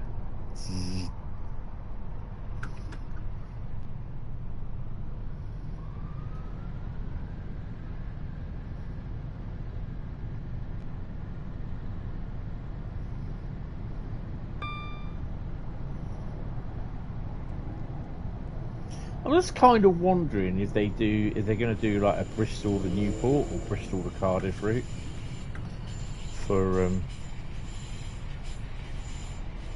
TSW6 as a release route. So we've got the 150, the 153.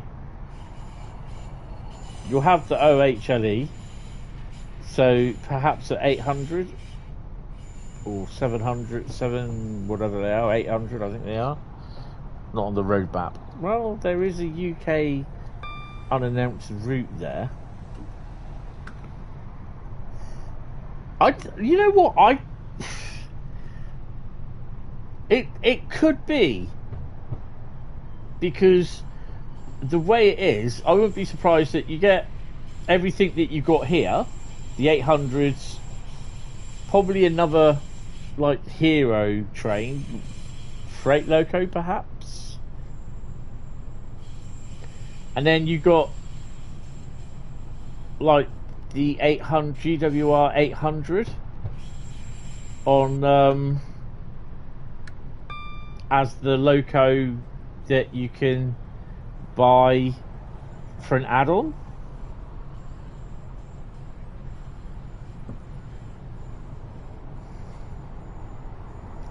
Because then they'll be utilising the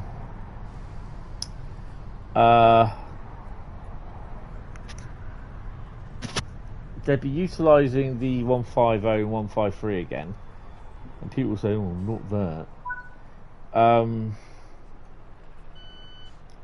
Obviously, people will piss and moan because it's nothing. It's not what they want. But yeah, you get all this stuff in it, and then you get the 800 as standard, right? But then, as a downloadable loco, for a deluxe pack, so as the DLC for the loco pack that they've announced as well with it, like last year it was the Pendolino High Southwestern. This year it could be a 60, dependent on the timetable, what the year the timetable set in. The 60s are still used though, so yeah, it'd be interesting.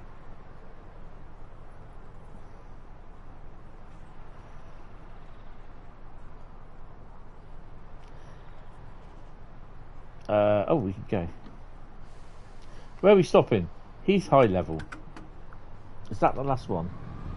Yeah.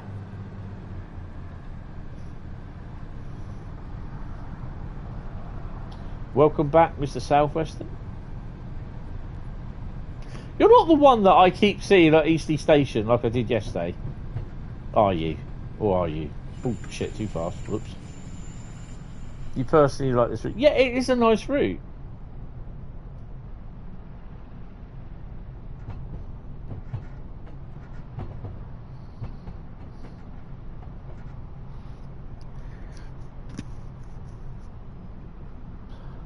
Because I met Munty Flip Flop today. Munty Flip Flop, yeah, Kenji. Good afternoon, good evening there, Jack. How are you? And I also met Nuclear Cheesecake as well today.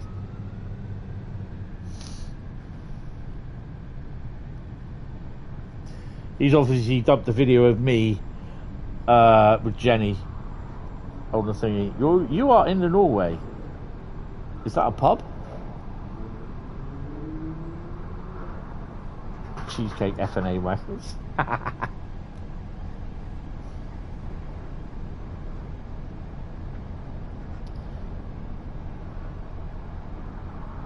No, the country. What are you doing in Norway?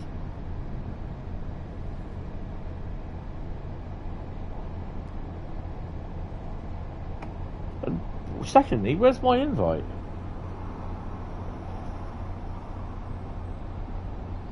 You're bashing in Norway. What's there to bash in Norway?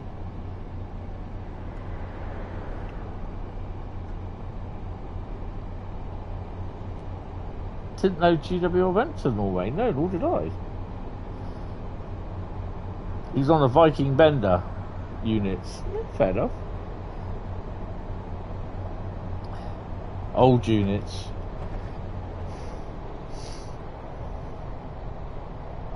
You're becoming a well-travelled chap. But you're young, and it's best to get it out of the way before you get yourself a woman. Get pregnant, get married. Well, not you get pregnant, because that'd be a first.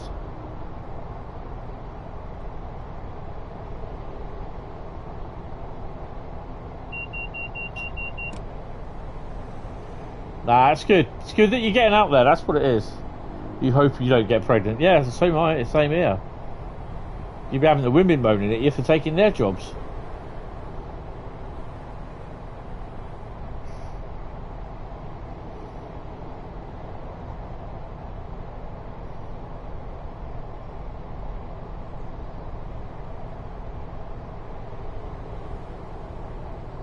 You'll be marrying the U3.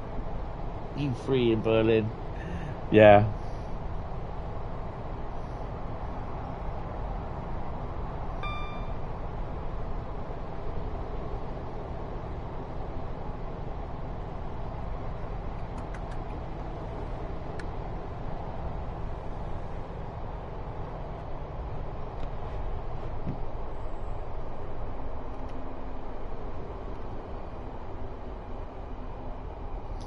It's 25 to midnight and it's still not dark.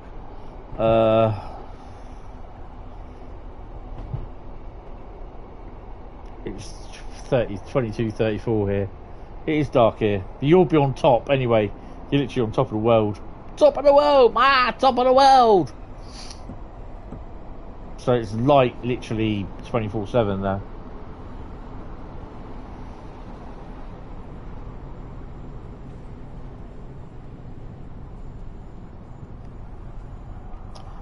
Check that out in a minute. Don't stop. Okay, stop. You're on the top now. That's an upgrade.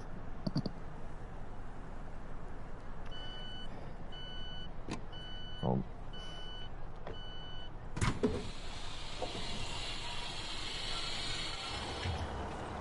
I don't think I've done this one.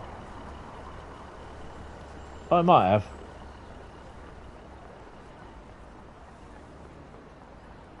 There's nothing here anyway.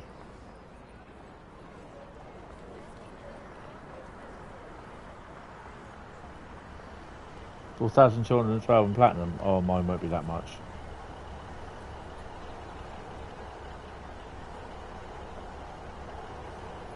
Oh yeah, I've done this.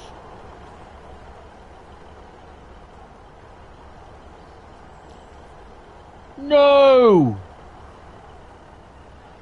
Damn you.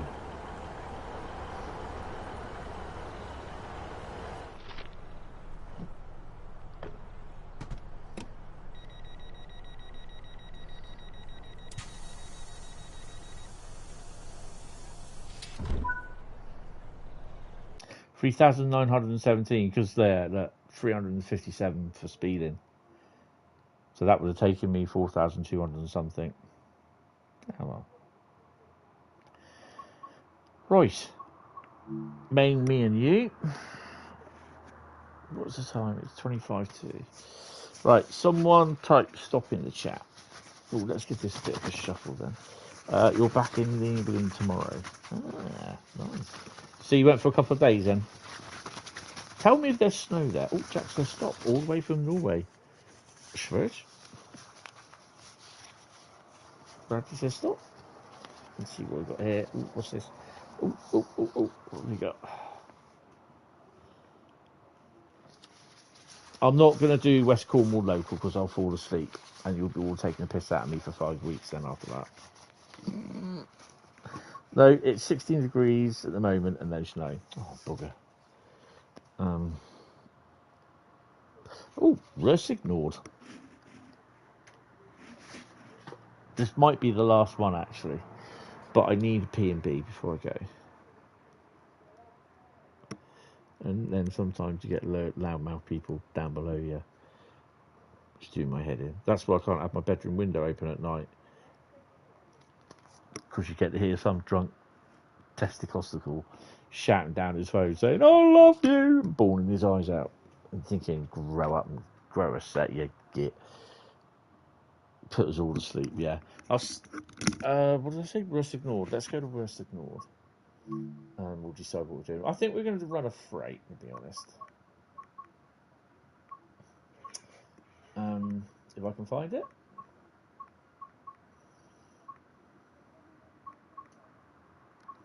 There she is. So I'll just load in. We'll go up on the timetable. I'll be back in a couple of minutes. I need a P&B. Oh, moon just rising. Oh, fuck. He fell over then. That's not good. Too much.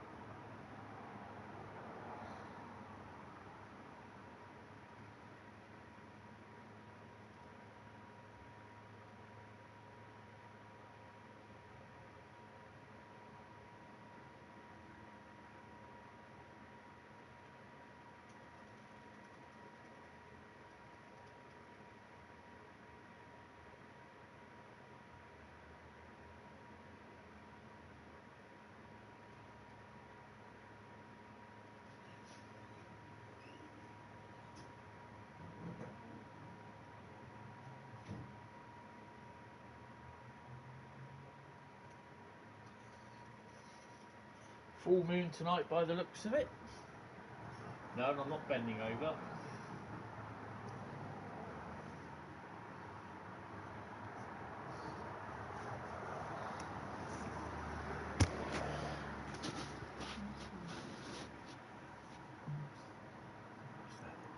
Right. Pull your pants up then. Funny fucker. Right. What are we going to do? Oh, can we do the 182s? Is the 182 a coal one only? Rapido 22? Oh.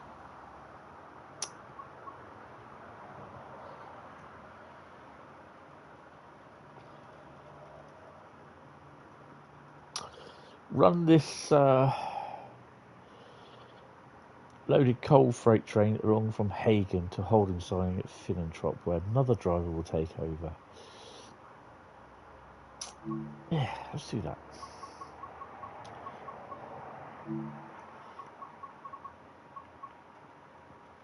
Bit windy, bit cloudy. Let's get going.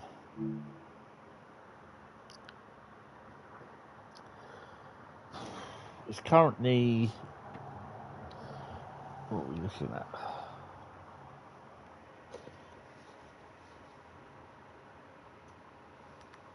It's 22, so it's cooled down a bit. Right. I need to activate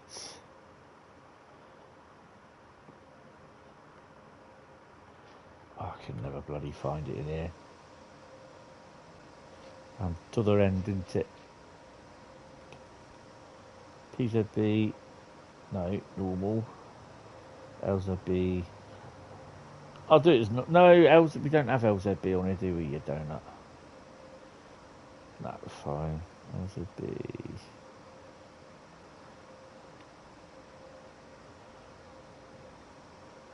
I'm not going to put Shifa on, that does my head in. Shifa.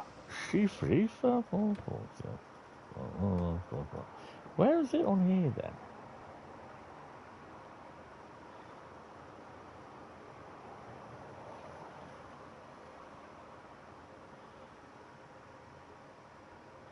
There it is.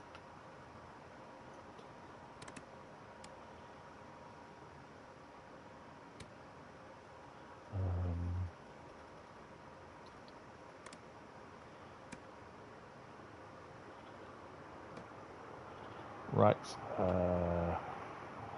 change you, there we go, and you,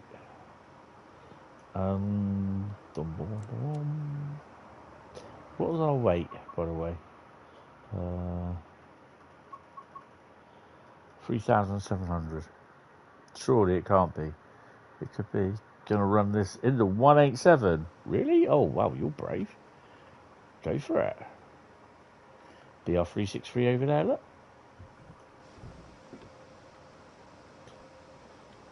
Cement tanks over there.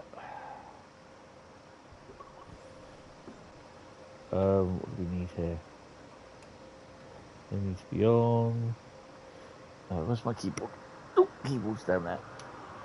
Yeah, so Saturday will be a thingy stream as well. All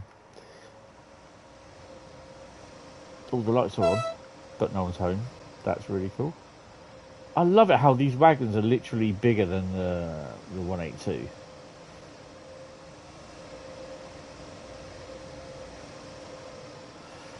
I have to say, I'm quite a fan. I'm quite a fan of the Vectron, the 193, the 182, and the 101. I do like those locos.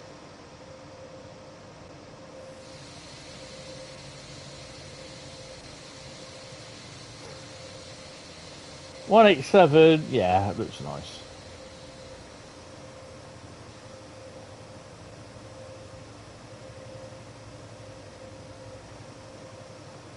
I take it is loaded.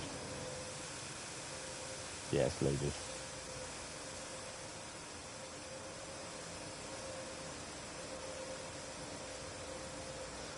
Show a bit of sand down.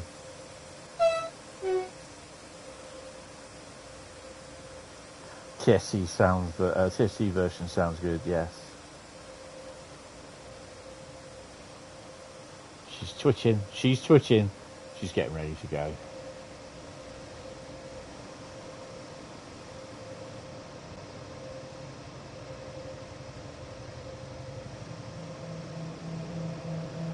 You think West Rhine would be a good TSW route? Yes.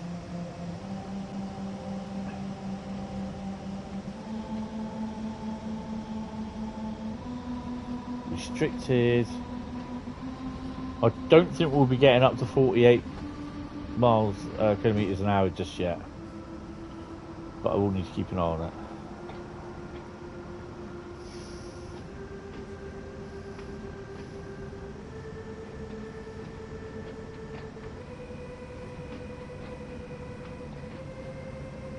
I love this point work that we're just going over. Look at that. I think that's like is it a double scissors?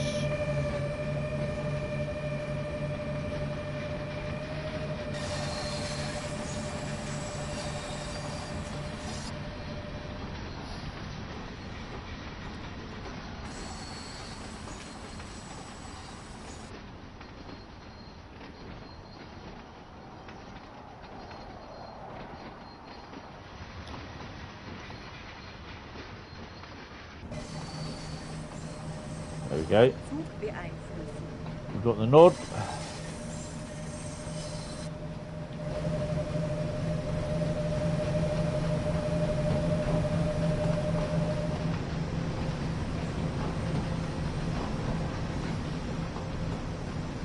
Oh, look at that.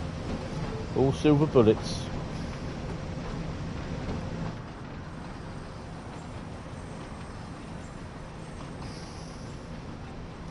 We've missed the thingy, but we should pass it when it gets to that station.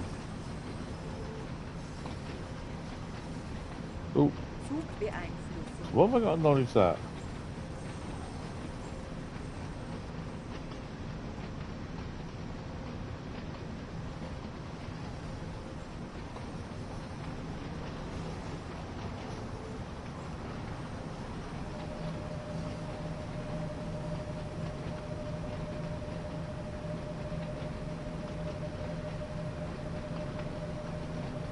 This will be the last route that I do tonight, so yeah.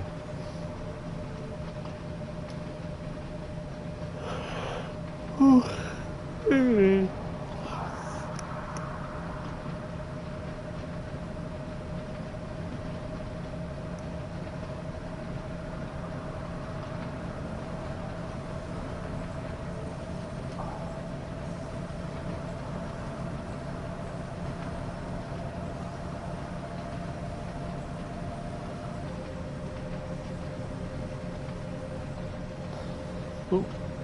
Dirty Abbins.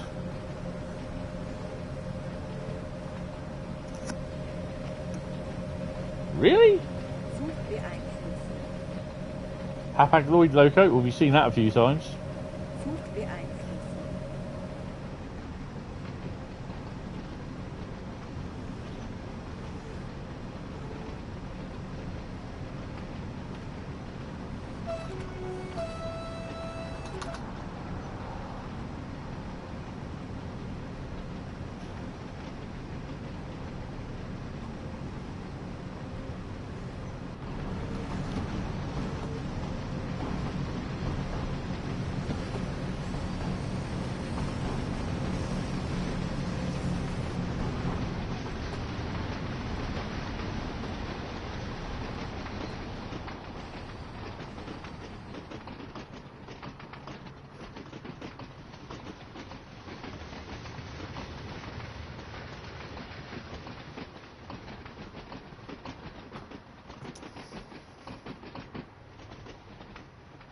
This is a great route.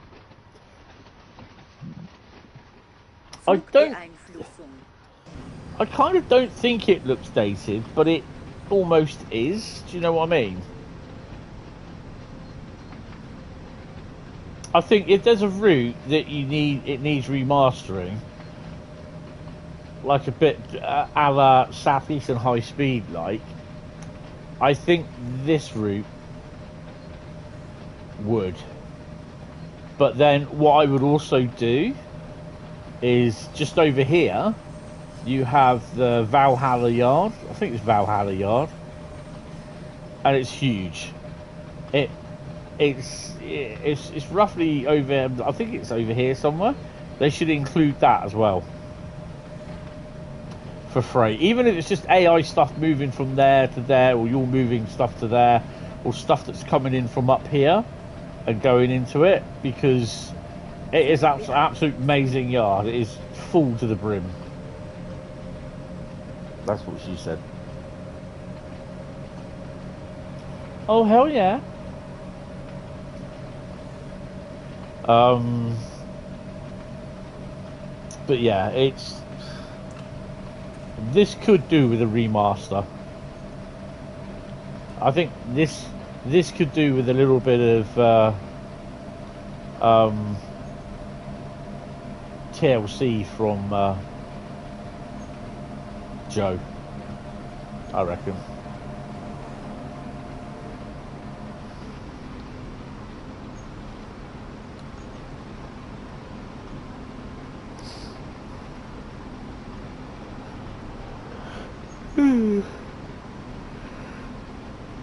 So then, oh, hello. Virgin Cross Country, West Midlands Railway Class 170s, and a new timetable coming to Birmingham Cross City from Rivet Games. I hope.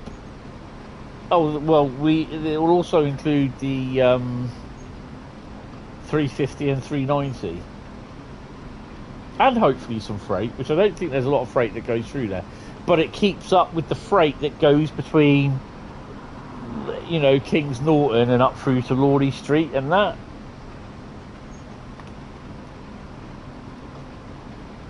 Because I know not all of the freight was put in that comes that way. I won't say it concerns me, but I'll be taking an interest to make sure that it is right and they're not cocking it up. He says.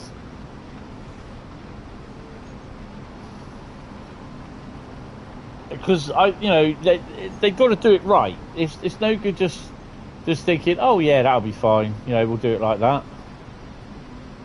It just doesn't work that way.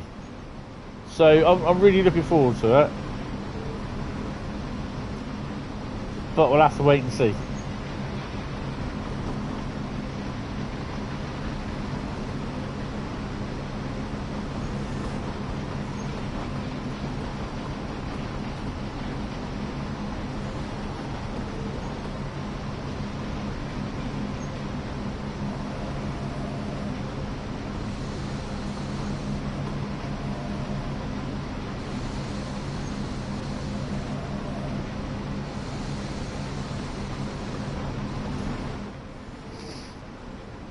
You mean you have the timetable to compare it to? Yeah, it would be nice to see what it's like. Let's hope they manage to do it. And that is coming soon as well, apparently. Before TSW 6. And so, again, I've read somewhere on the forums and social media, people saying, why release new content and you've got Train Sim World 6 coming in the next week or so, next month?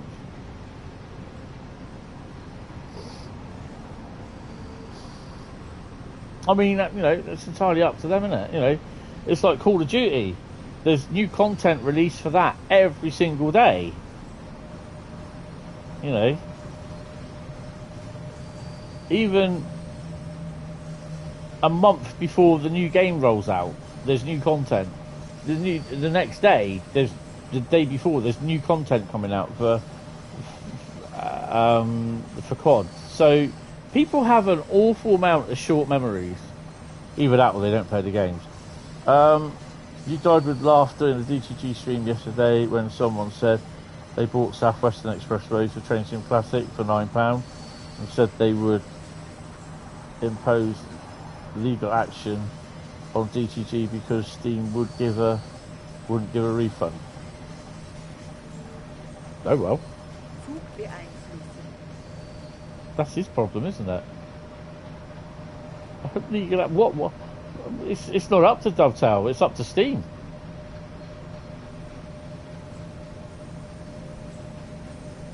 Yeah, there's some people that they try to act big and everything, and they start mentioning the word legal action. It's like, yeah, okay. Mm-hmm.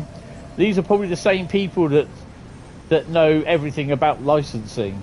Mm-hmm. Yeah.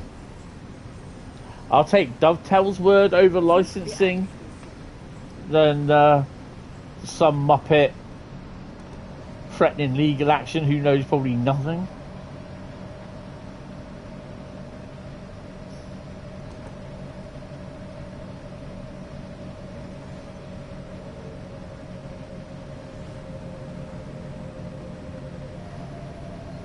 this should change to a green. The Caltrain TSW stuff you could care less about. I mean, to be honest, yeah, there's people thrown up against that as well, saying, "Oh, I'm not happy."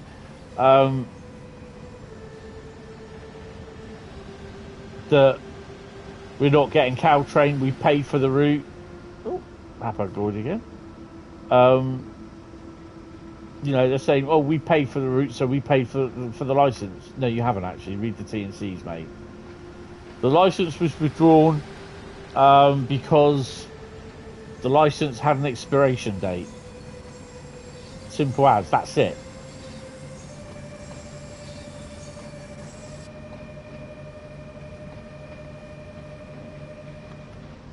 Some people just need to take a bit of a breath and step back and shut the up.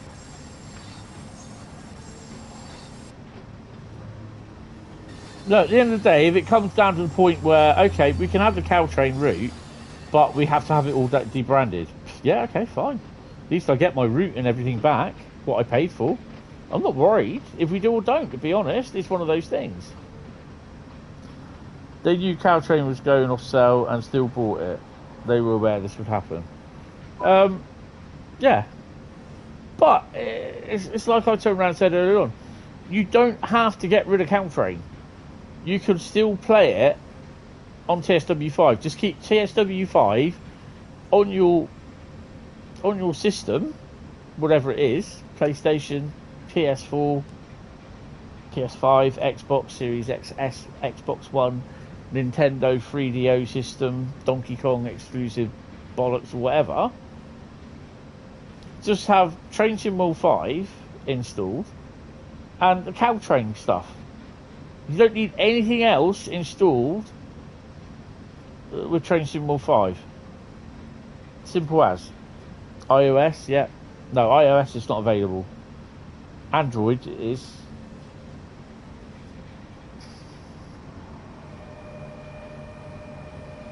But, you know, they just don't want... They don't want to think like that.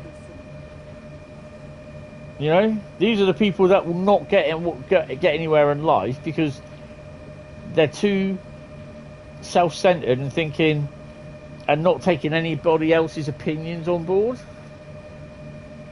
If you tell them, "Oh yeah, but you can do this," "Oh, I don't want to do that," not my problem then. Do you know what I mean? I mean, it's that attitude. If they say that attitude to me, then it's just like, well, I've tried helping, so go yourself in it and sort yourself out. That's it.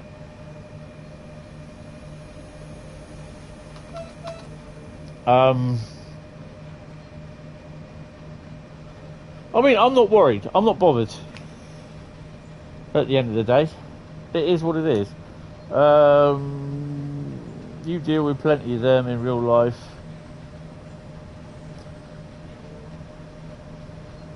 Karenism is rampant. Yeah. There's the L3R, the BR363. Yeah, I'm not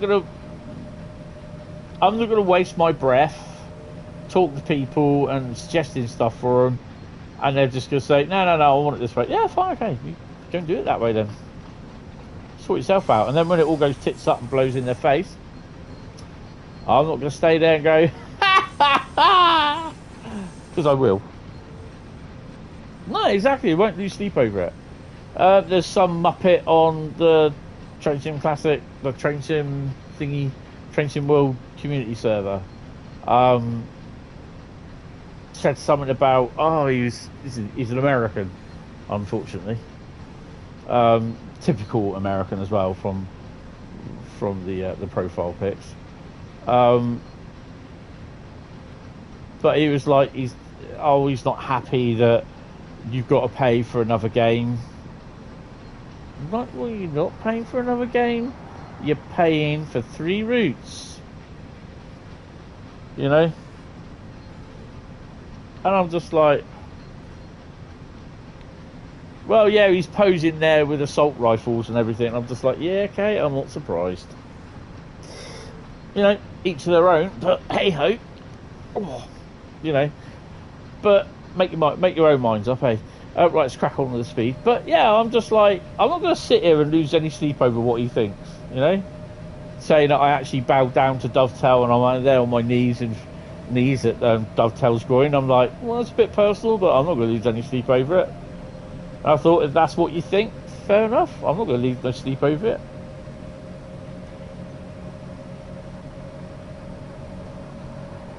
Actually, I'm quite surprised it wasn't removed by Jason or Paul, to be honest. But I'm not bothered. From that sort of attitude, from how they write stuff like that, you can tell what they're like, and it just needed like click on the profile and everything, and you see the pictures and you think, sums it up really. No, not you, Paul. Paul Douglas, the other mod, one of the other mods on the thingy, but he's probably busy doing other bits. So yeah, I mean, I'm not offended at it. I don't care.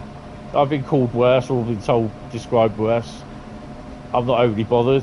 You know, that's how he thinks about it. Whatever. I'm not going to lose no sleep over it. I've dealt with enough shit in my life over the last 2 years, mate. You know what I mean? Yeah, it wasn't you. But no, I'm not really bothered. It's a game, for fuck's sake. You know what I mean? You got two choices: you buy it or you don't. Simple as. If you don't like it, don't buy it. Go away. But instead, you just sit there and you moan. Nah, just get on with your life or go away. Simple as. Not you, but yeah. That's how I see everything now. They talk about TSW6 as if they forced to buy it. Yeah. Well, you only buy the routes. The upgrade is free. You know, a lot of them will take the piss. Oh yeah, next year it's Train Sim World 6, isn't it? We've only just had Train Sim World 5, you know? And there are people thinking that Train Sim World 6 will release on August the 26th. And it's just like, I had the guy, whoever his name was, I can't remember what his name was, in the stream on Tuesday. He's saying, no, they said the release is August the 26th. And I was like, no. How many times did I say? It's 8 or 9 times. I said, no, it's August the 26th is the date when we will find out the release for Train Sim World 6.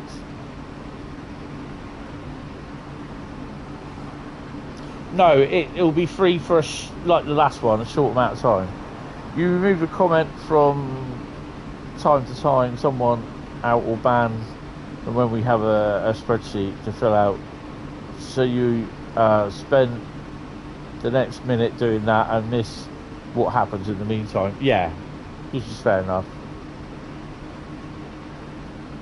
You ain't gonna buy it, it's a cash grab.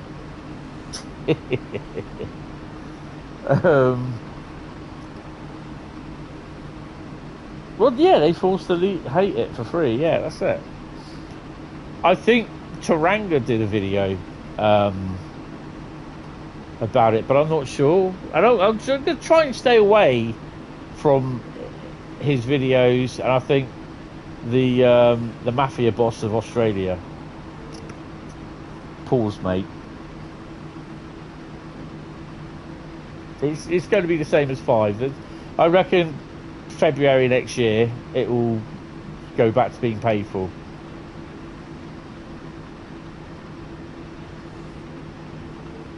Problem is though, there's still some people that are on Train Sim World 3 and they haven't even bothered getting the free TSW 4 pack. Oh, fine. I'm like, oh, okay, fine. I mean, I've seen posts of, oh, I'm going back to Train Sim World 3 or I'm going back to Train Sim World 4. Well, okay, off you go then. It's not an airport. Don't announce your departure. In a way, I wonder if TSW6 would sell better if they made it to the free DLC. No, you won't do that. The thing is, they need to make money. They're not making money if they give the free DLCs the routes off. You're getting a discount on the routes anyway.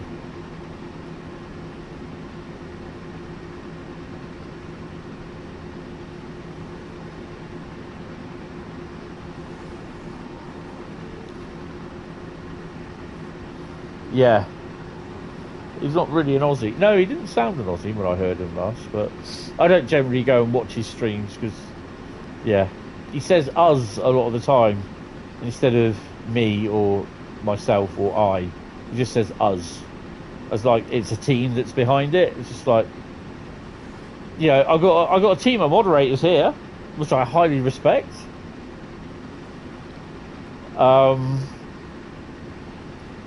But running the show, running my YouTube channel, Facebook, my socials, everything, it's all me. It's not a team, it's me, that's it. Not the team, or we. Aussies are nice people and don't generally give two fucks about anything, but people who like that are just whingers. Yeah. They always called us pommies whingers.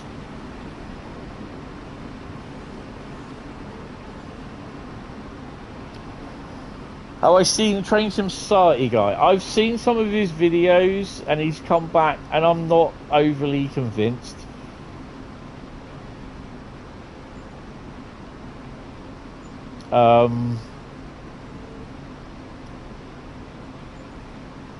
Yeah, I'm not.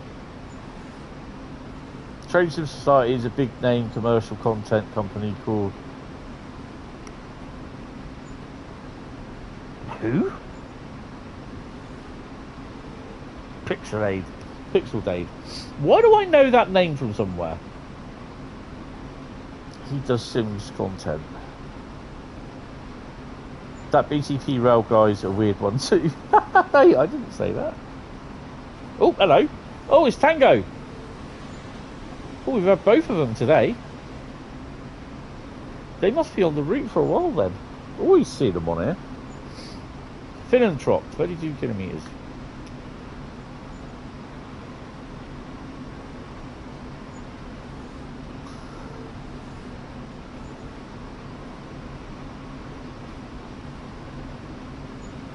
Oh, okay. Yeah, Sims doesn't bother. It doesn't do anything for me, I'm afraid.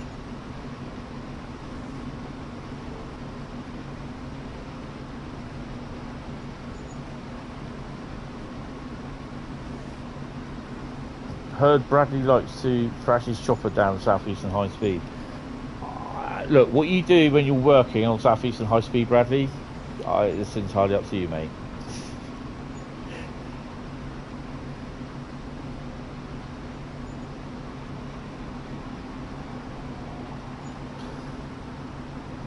They have loads of channels, always follow the same pattern. They bash, then they mellow and make a partnership with the game company. Then suddenly they're a influencer for them that takes a cut from sales. It's very clever, but it's disingenuous. I can't pronounce it. It's too late. Put it in big boys writing because I can't read that, Paul.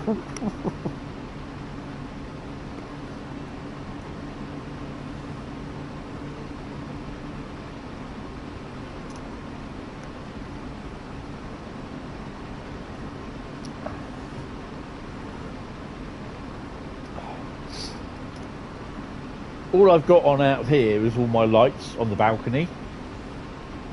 And because obviously it's been quite bright out here today, well, from about 4:30, they've all been collecting power or energy, sorry. And even this time of night, the lights that don't usually get on, or stay on by when everything's come on, are on. So that's pretty cool. Yeah, you can read that fluently.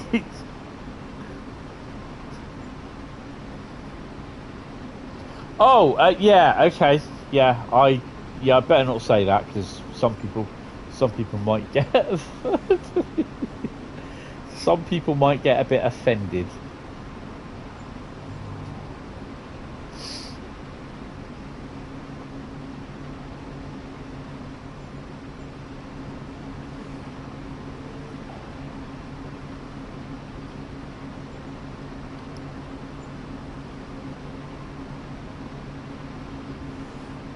I think this is the first Route Lucky Dip that I've done in about 3 weeks.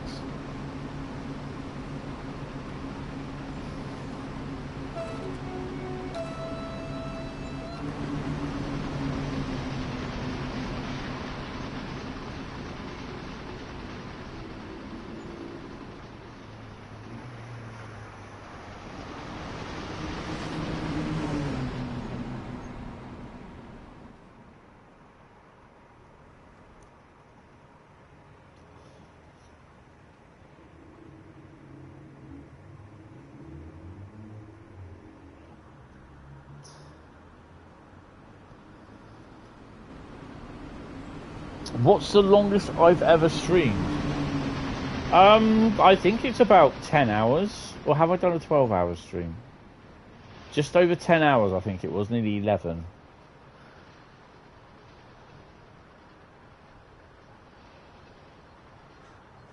Do you want to try a 24-hour stream? Oh, good on you. I probably wouldn't. I'd probably end up falling asleep for 18 hours. You'd be there 18 hours and you go...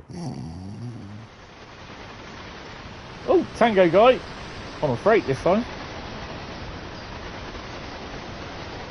Well, that's a long one.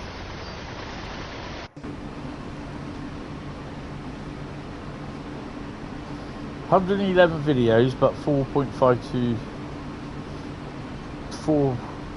4.5k subs. It doesn't make sense, no. You think your longest was 16 hours, a full day of Railroader on the big map. Oh, awesome.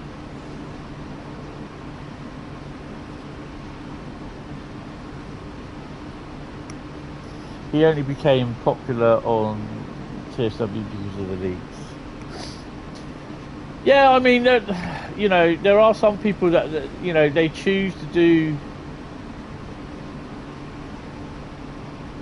a way to present themselves and to present their channel. Oh, hello. So, take Taranga for instance. If he decides to start saying, I absolutely love Train Sim World, I adore it, I think their guys are absolutely lovely, and I really do like to watch every single Dovetail live stream, people will just like, they'll drop him. So once he's got that persona that he doesn't like certain things, he's got to keep that up. Even when he turns around and says, I do like the route, but he has to find something wrong with it. But at the end of the day, that's how he wants to do it. That's entirely up to him. You know, and at every single video I've noticed over the last few months that he does, or the last year or so, he always puts his verbal disclaimer in saying, you know, whereas people may disagree with him, call him names or anything, he reserves the right. He reserves the right to remove comments or whatever. Well, everyone does. You know, this is why there's a thing called comment moderation. You don't mind Taranga, to be honest. He's honest to himself and isn't in it for the game. Yeah. You've talked to him in real life about various news. Yeah, I mean, I got to admit, and I have said to him, I do like his real world railways, his real world railway videos. But I just think it's just him, his attitude on for Train Sim World, not because he's dissing it, but it's like for something that I would say is that you always hear in the videos that I've watched is just like, well, why have they done that? Why didn't they do this? They could have done this, they could have done that. And I actually messaged him on one of his, left a comment, sorry, on one of his videos. And I asked him, I said, have you ever watched a Dovetail live stream when they stream the, you know, a preview stream? And he turned around and said, no, we'll never watch a Dovetail stream. And I'm like, that's your problem right there, because you don't get all the little snippets that Matt or whoever's streaming Do you know what I mean? They give all the details out. And I'm thinking, but that's your fault because you're not doing basic research to a degree.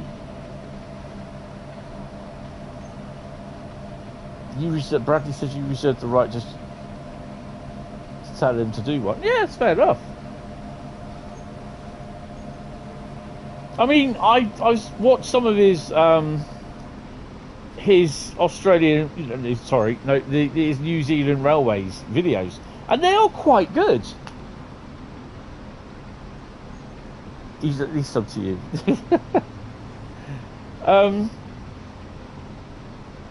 I mean, to be honest, Bradley, in a way that you are a little bit critical as well. We all are. So, you know, you're not like some of what the and I'm not having to go, by the way. It's always good to be critical in certain places. But what I say is if you're going to be critical, do your research, which you do. I mean, I'm sure the Taranga guy does as well. But you know, in some of your stuff, your streams, you are like critical, sort of thing. Yours more creative criticism, saying this can be better by doing this. Yeah, exactly. Yeah.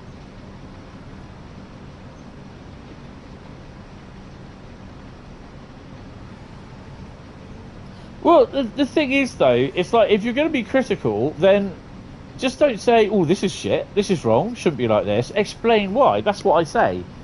You know? I think I'm guilty of sometimes saying, oh, this is wrong, it shouldn't be like this. You know, this is shit. We all do it.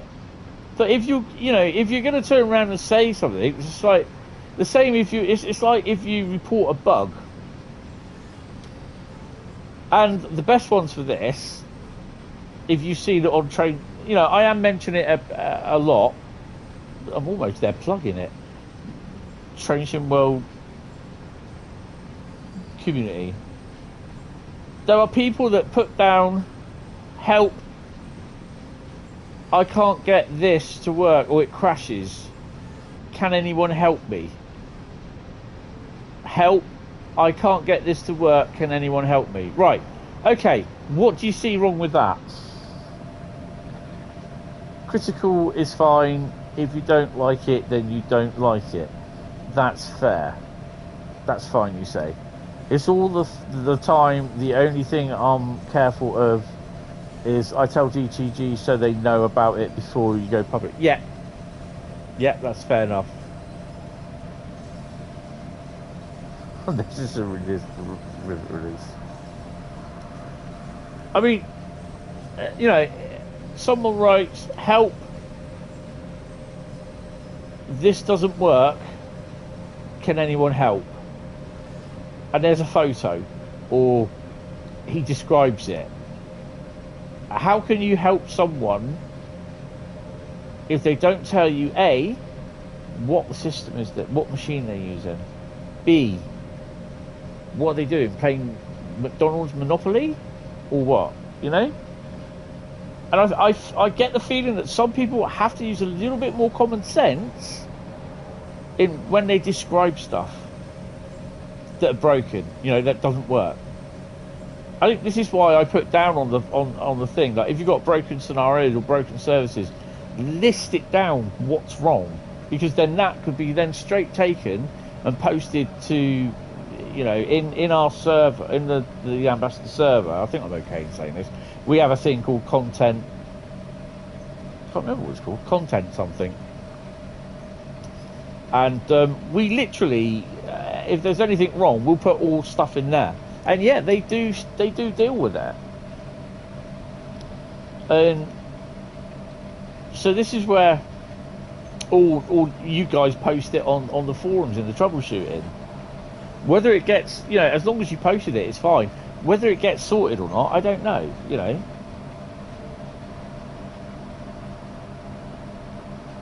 But you know, when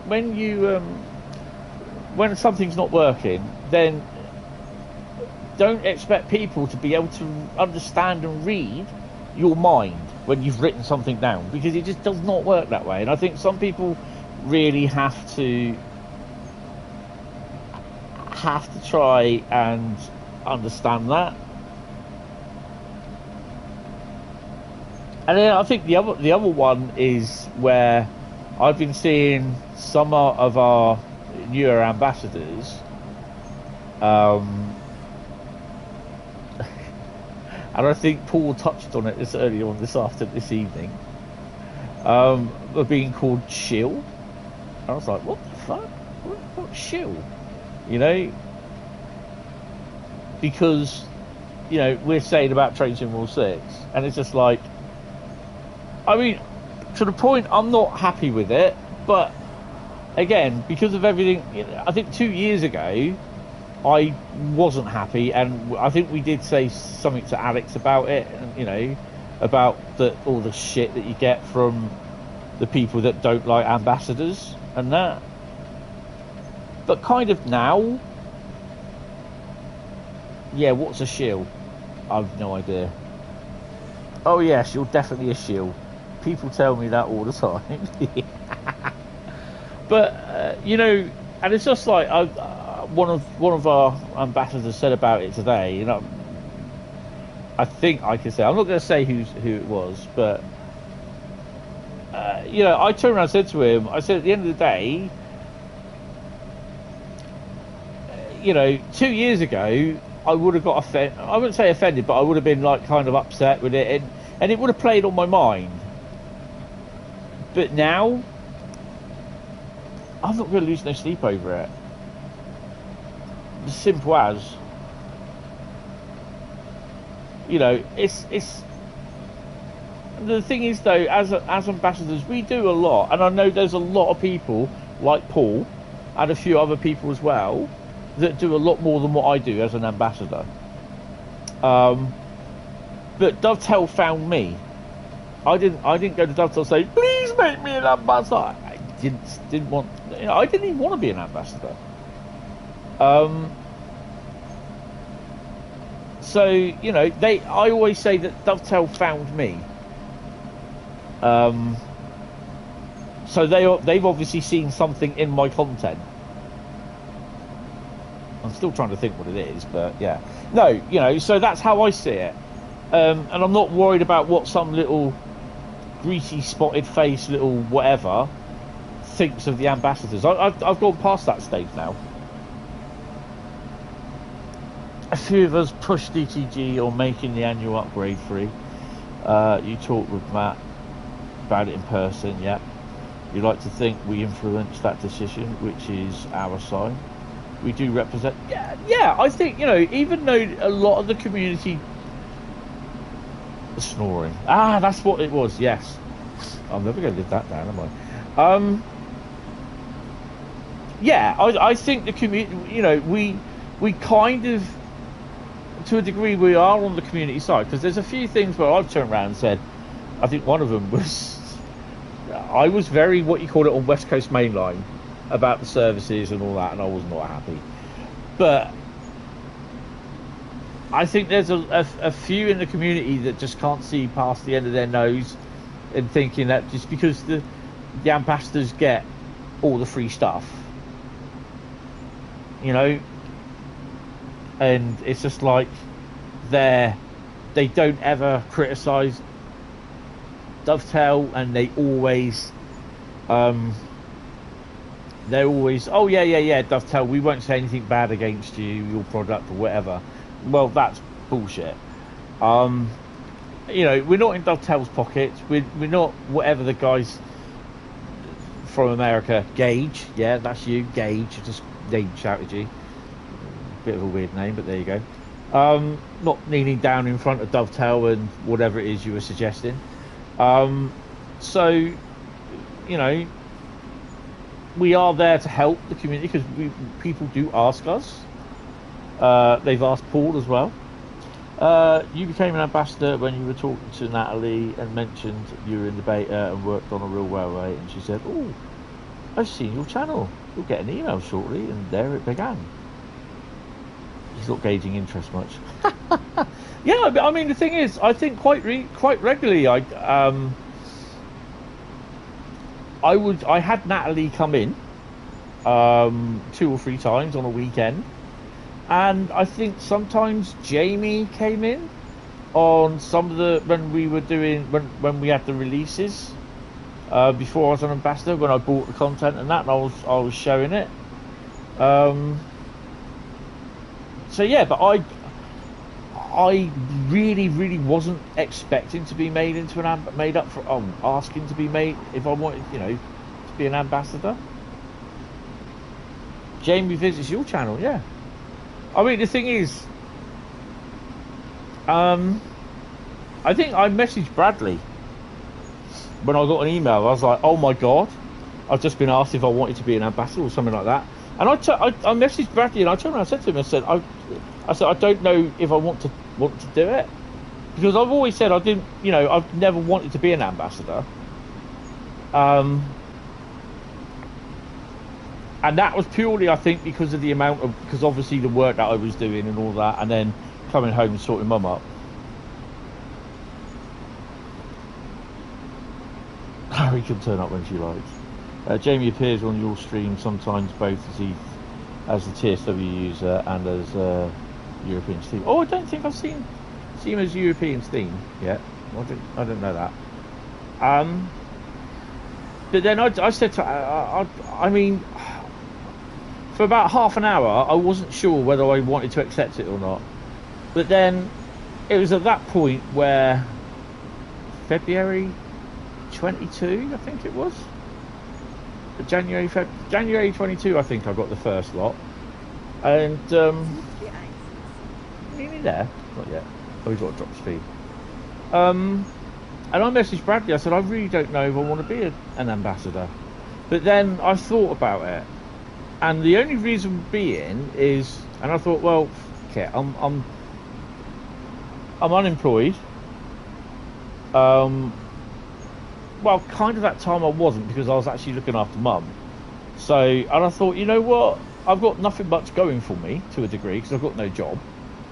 And I thought, sod it. Something good's happened. I'm gonna accept it and ambassador. I'm not look back, and I'm happy. I'm so happy I've done that. But there are people that. There's some people that will like your style and presentation of things, how you do stuff, how you talk to people. And I think at the end of the day, it goes both ways, if you know what I mean. But yeah, I am enjoying my time as an ambassador. But as for people not liking me or whatever, or saying stuff, like I said, I'm not going to lose no sleep over it. Life's too short, and if they're gonna say stuff to you about just a game, a computer game, whether they say it's not or it's a simulation, I don't care. If they're gonna start saying what they say and all this over a game, no one's forcing you to buy it. Then basically, maybe they should rethink their life choices. That's how I see it. I don't think I've ever had Harry come in on my streams. Oh, hello. We have a, what do you call it, move? It'd be all the normal rubbish anyway. I think there's a black or blue loco there. Oh, it's that one. That was always being moved.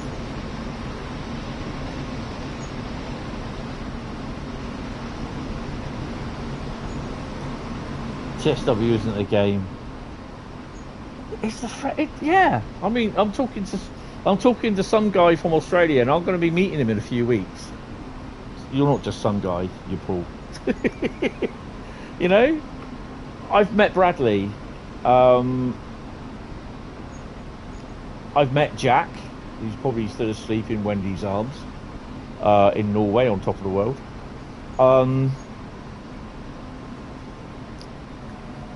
I've met Matt, Kat, Jamie, Alex, Ben, I think it is, the guy that did the tune and everything.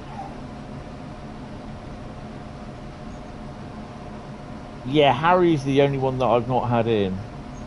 On top of Wendy, you mean? I really don't know Bradley. That's down to Jack, where he wants to be. But yeah, you know, I've met loads of people. I've talked to loads of people. We got people from America coming in. You know, I see all my statistics and like what you would Paul, and the same with Bradley. You look at your analytics to where people, what part of the world people watch your streams from. Where are the five guys? Probably in Wendy's flat somewhere, I think. So, yeah, it's. I mean, when I was doing stuff with trains with Oran,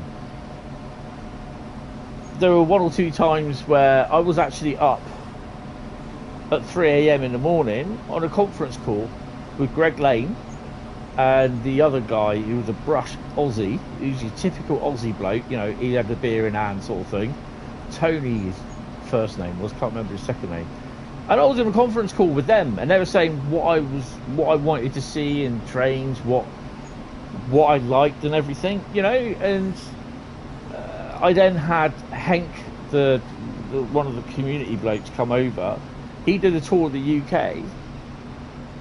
We went out to dinner. He came visiting me, and the next day he drove up to Glasgow for Model Rail because they had a trains display up there, sort of thing, you know. And so you do make friends along the way. You know, if I ever think that I'm more than just some guy who likes gaming and sharing gaming, then I would have turned into a full knob jockey. You call it a bell end. Oh dear. You know, several Oran people in real life. One of them works on the same railway you do. Oh, you know several Oran people. I know there's a guy who lived over here. Bloodknock. His name was. His Oran user name was. And then he moved over to Australia and went to work for Oran. He got made redundant from Oran. He now works at Dovetail. And he works on the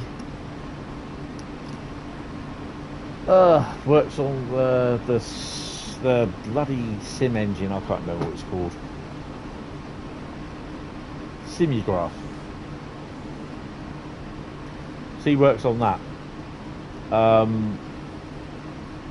I've chatted to him on his YouTube channel for thingy. Simulgraph, yeah. I've chatted to him on there, but I can't remember his bloody name now. Well, that's the worst thing. I am shit with names. How the hell do I forget his name? James. Yeah, it's James something. I can't remember.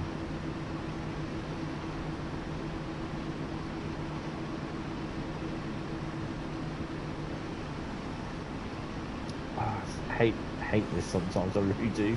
I've always been shit with people's names. Recognise them? Yeah, I know you. I don't know your name though. I can't remember it.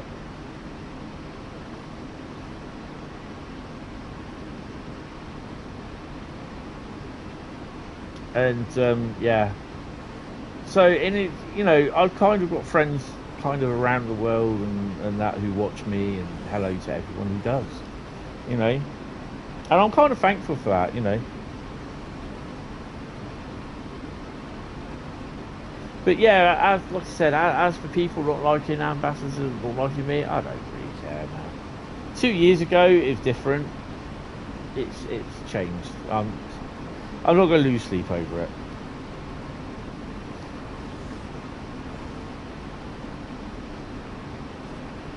it. Where are we? 11 kilometres.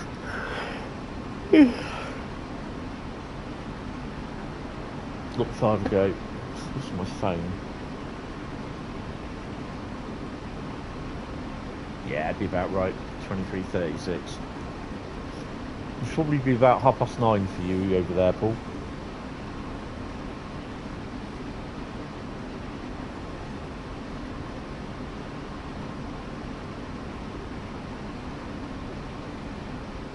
So yeah, it's weird that you're going to see all these people arguing and that. You know, I said my bits on, you know, in the Facebook community group today. I said, look, for all you people that think Gen 8 is holding back Gen 9 PC for Train Sim World, listen to this. And I posted the video link to the roadmap YouTube. And the bit where Matt was explaining about how they do the research for a route and everything, how they go down from the PC down to Gen 8 and work that way. Yeah. Even in another post where loads of people have explained how it's done, you get people coming in. All they see is the main title. They don't read the comments, and that is,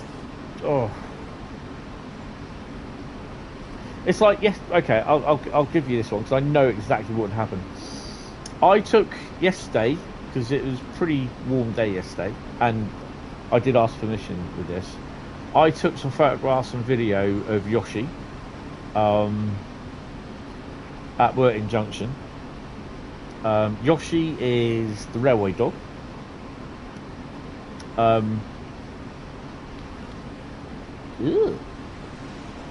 And Andy couldn't leave him at home, and he couldn't leave him in the car for obvious reasons.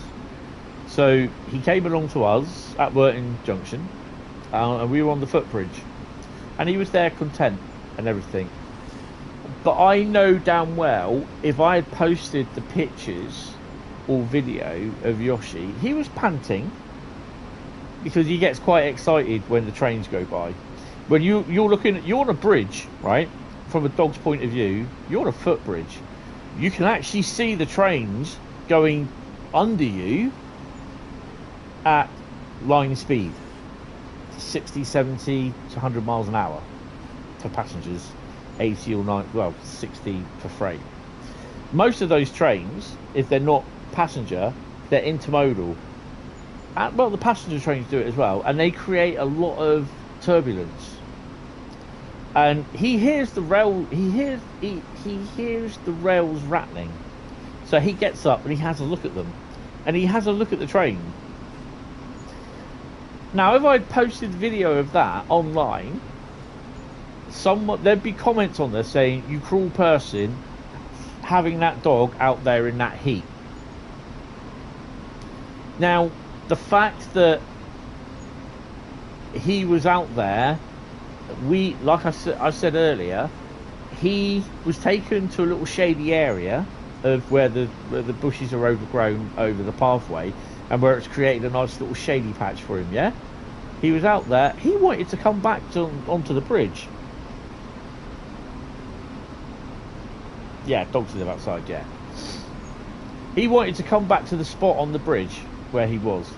He likes watching the trains go by because sometimes the look on his face is like, what the fuck? You know, and they are quite noisy. You're literally, 4 or 5 feet above the top of the train on this footbridge. And this footbridge is quite old. It's had literally new girders put down and then wood placed on top of them. And then like the stuff what you put on your shed, on the roof of the shed. I can't remember what they call it, like tar sort of thing. And it's actually just recently been repaired again as well. And that's all that's stopping you from going onto the railway below. And the bridge does. You're falling asleep. Please don't. The bridge does shake around as the trains go underneath it. What are you driving, Bradley, by the way? And I know damn well that if I put pictures or the video up of Yoshi doing that, there'd be people complaining. Now that dog, I mean, we were out parked in the car park. Yourself mad, yes. We were parked in the car park when we got down to Eastleigh. Parked in the M&S car park, waiting for a couple of trains to go past before we parked into Eastleigh station itself. And that dog was sat in that car with the air conditioning on full blast. And it was like a fridge in there. He was loving it. Outside, we were sweating our nuts off. It was about 25, 26, something like that. Inside, it could have been 2 or 3 degrees centigrade. He was so cool in the car. It was brilliant. But then you just get him out, take him for a walk to the station, and keep him in the shade. People would be complaining. Oh, you're driving the E94 still? Where are you driving that to? But that's social media, because they don't know the full story. And the classic one was the Russian guy that saved the cougar that had dwarfism in his front paws, because they were all going to be put down, and a couple of other zoos had some, but this guy took this one home, and it was the World Cup, and he named the cougar Messi, and he lived with him, brought him up at home, and lived with him in a flat, and it made the flat literally on the stuff where he could scratch his claws and that on the thing. Lens. Oh, cool. And the amount of I knew the full story because I followed the story on social media, and the amount of people commenting saying he should be out in the wild, you should not have him as a pet, and I was just like, oh my god, do you know what I mean? And it's just people not knowing the background, and this is what social media is. When you see a Karen on there, and I do say call blokes Karens as well, because that's all they deserve, and you just look at them, you think, shut the fuck up. And I am swearing, it is, it's good for me. Oh, 187, surely. It is. What a firewood there. What a match.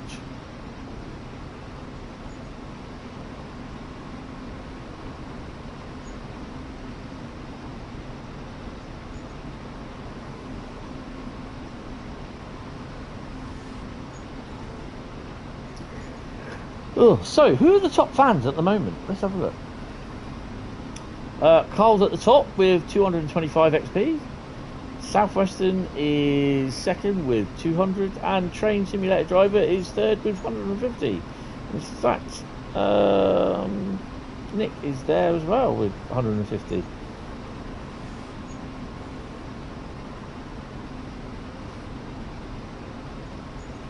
Just really don't understand why they got this. I don't see the point in it, to be honest, but only fans, yes. It's 3.4 kilometres away, anyway. So, yeah, no stream tomorrow. Saturday will be Train Sim World. I think I'll just go do a route like I did.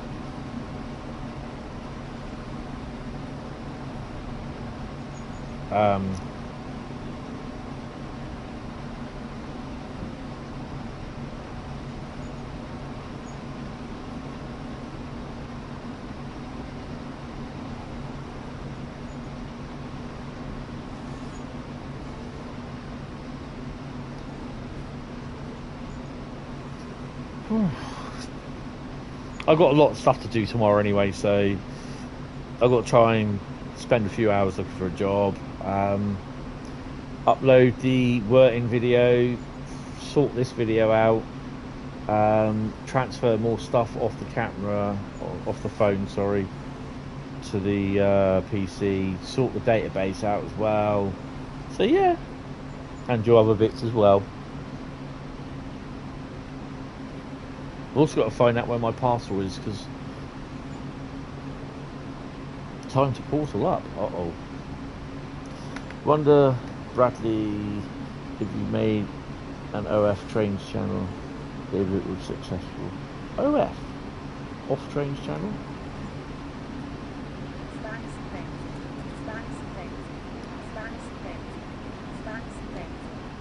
Oopsie.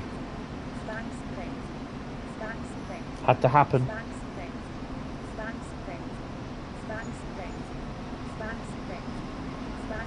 I'm going to let it run. Only flange.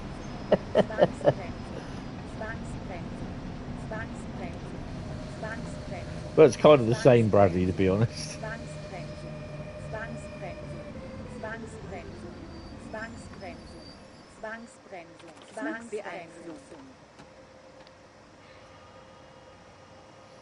Only flange. Oh dear. This is a good thing as well, because you all know we're all going to have a laugh. So yeah, it's quite funny sometimes. Come on, brakes.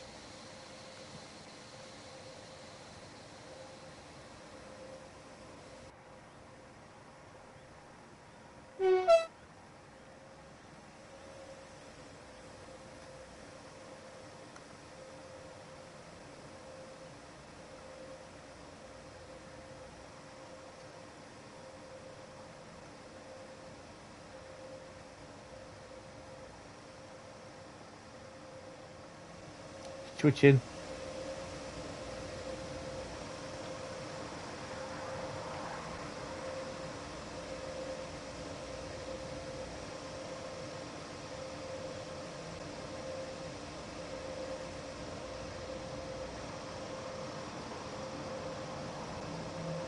Tony's German of help, yeah, just for you. Dedicated private channel, just you, Tony, and the 5 guys. Guest appearance by Wendy. Oh, I'm not even going to say that.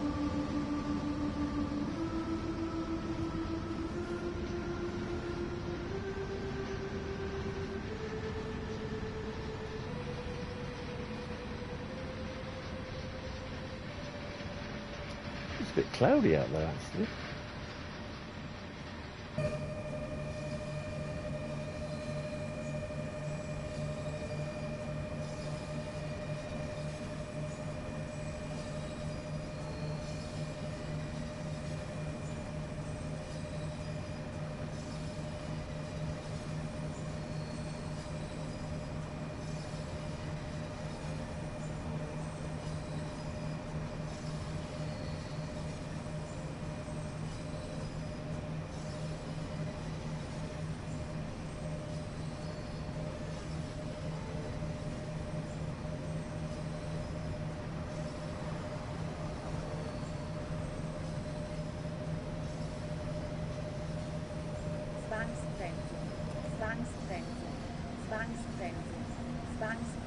Why? I wasn't going over more than 45 kilometers an hour. This game hates me.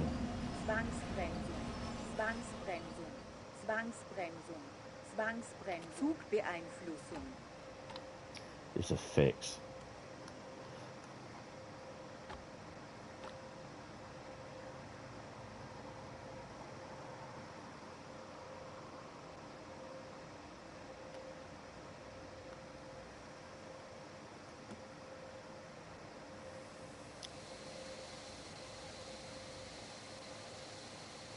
Hope there's nothing behind me. I don't think there is. Now we're good.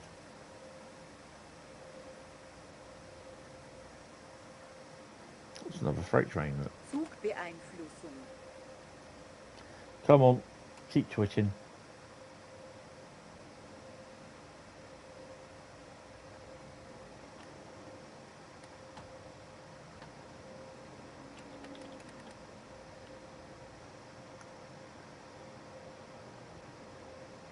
Well, this is not good.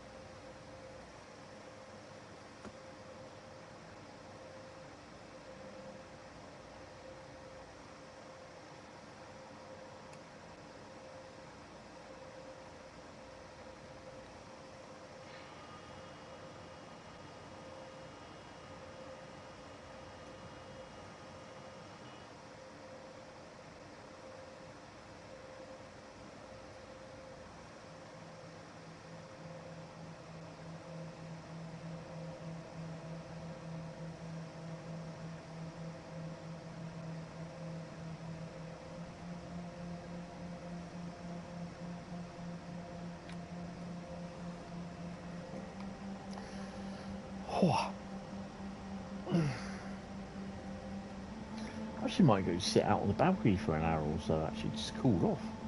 Have the TV on, just watch it through the balcony, through the windows. Do you think the neighbours would appreciate if I put the soundbar outside on the balcony as well? Hasta la vista, baby.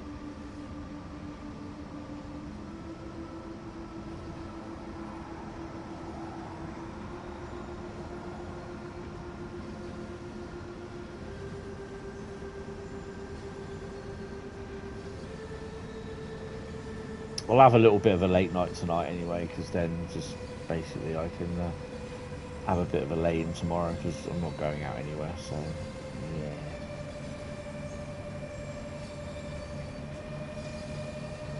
Win set for life tonight, I'll be happy. 10 grand a month for 50 years, 30 years.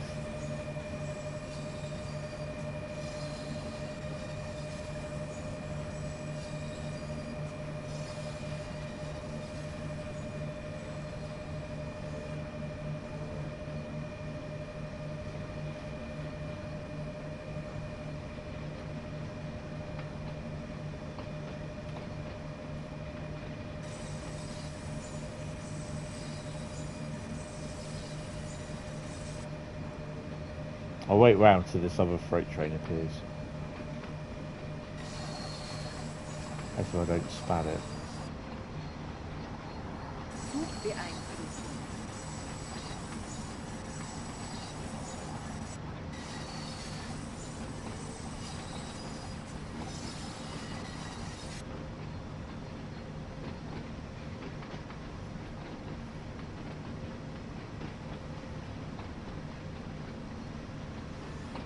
We're still under restriction, aren't we? Because we're approaching a red.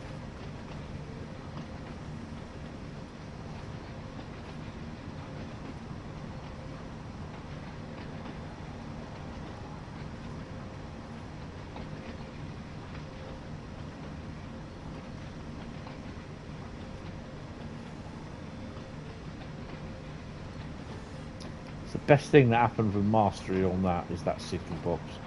That is awesome.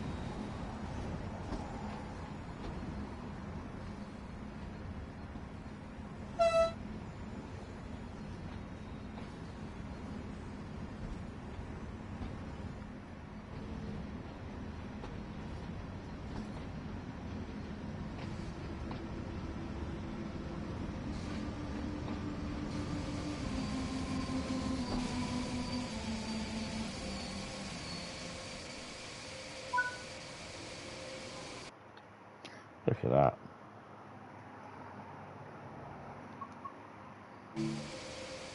Ooh. Let me out quick. Is this entrance? Get the go gadget arms up. Oh, let's walk up here.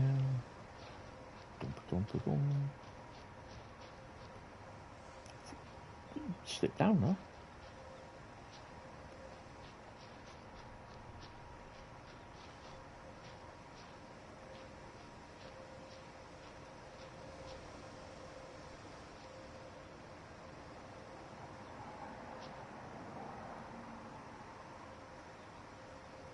That's pretty cool. You can actually see out there as well. Where's this bloody freight train? Oh, he's waiting there. So what is he then? Oh, logs and supply. Logs and supplies to Finnentrop. It's a good train name, isn't it? Logs and supplies to Finnentrop.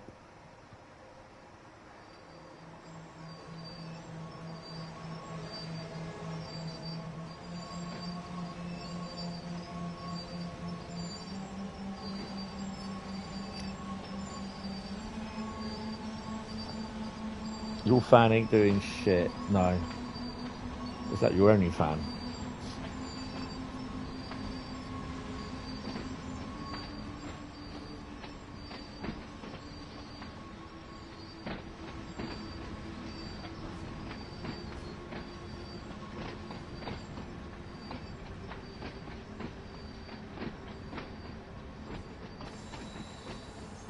No. I've got one tall cylindrical fan, and the other one is just a normal flat fan sort of thing. It's like a square sort of thing, and they're not really doing much. It's a bit of a cool breeze, but it's not much because obviously the heat coming from the TV, the heat from the PlayStation, and the heat from the notebook as well is a bit silly.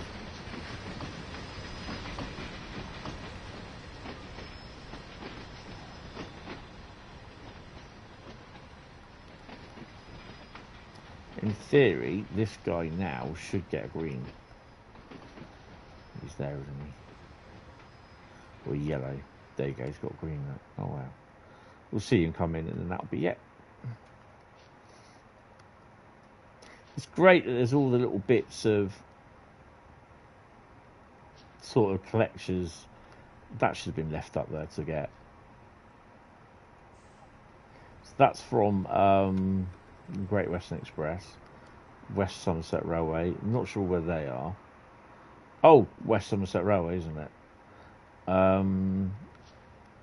Any recent route, the fire extinguisher, that's from somewhere, I don't know. West Somerset Railway being right here as well. It's pretty cool. There's all that stuff up there as well. Didn't know that.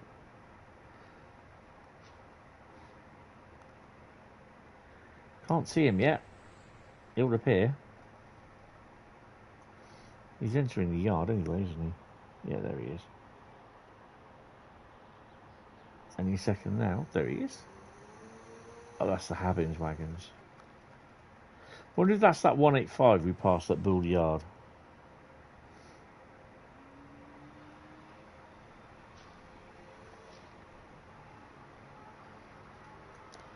He's not a very good painter, is he? He's left all the lids off the paint.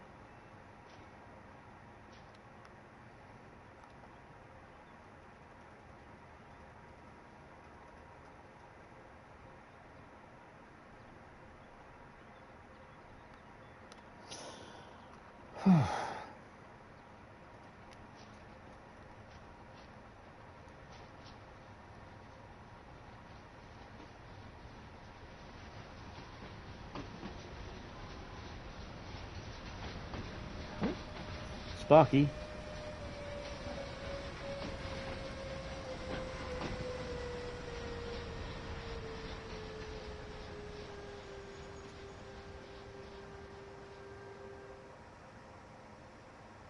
Wonder how much XP he got. Ooh, what train coming in? That.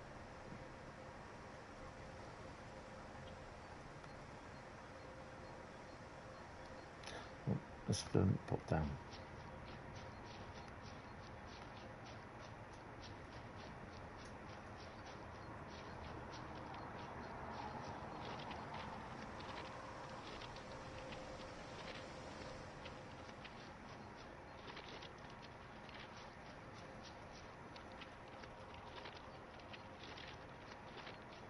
Right, so yeah, no stream on Friday, and it will be Saturday, Saturday stream. So yeah, I am looking at probably activating channel memberships, but I'm not sure at the moment. So it'll just be interesting, sort of see what I can do and that. So yeah, it's not a God-given thing that's going to happen. It may do, it may not. But yeah, I've got to look more into it. So yeah. Right. Anyway, on that note, I'm gonna catch a lift back to Hagen. Oh, hello. Excuse me. There we go. And I'm gonna be in the cab of this thing. It'll tell me I can't sit down. Nope. Okay. Sort it then. We'll go upstairs. I don't care. But yeah, guys, I will see you in Discord tomorrow. There he goes. Or I will see you on Saturday. You alright, love? Alright. Don't like these tables, they're a bit iffy. But yeah, guys, thank you all very much. Have a lovely evening or a lovely couple of days. Hope it doesn't get too warm where you are. Obviously, if you're in Australia at this time of the year, you really do need it to be warm because it's quite cold, apparently. Yeah, guys, thanks a lot, and I will speak to you later on. Have fun, and I'll see some of you. We'll speak to some of you tomorrow or on Saturday. I wonder what the hell that was then. Cheers, guys. Bye bye.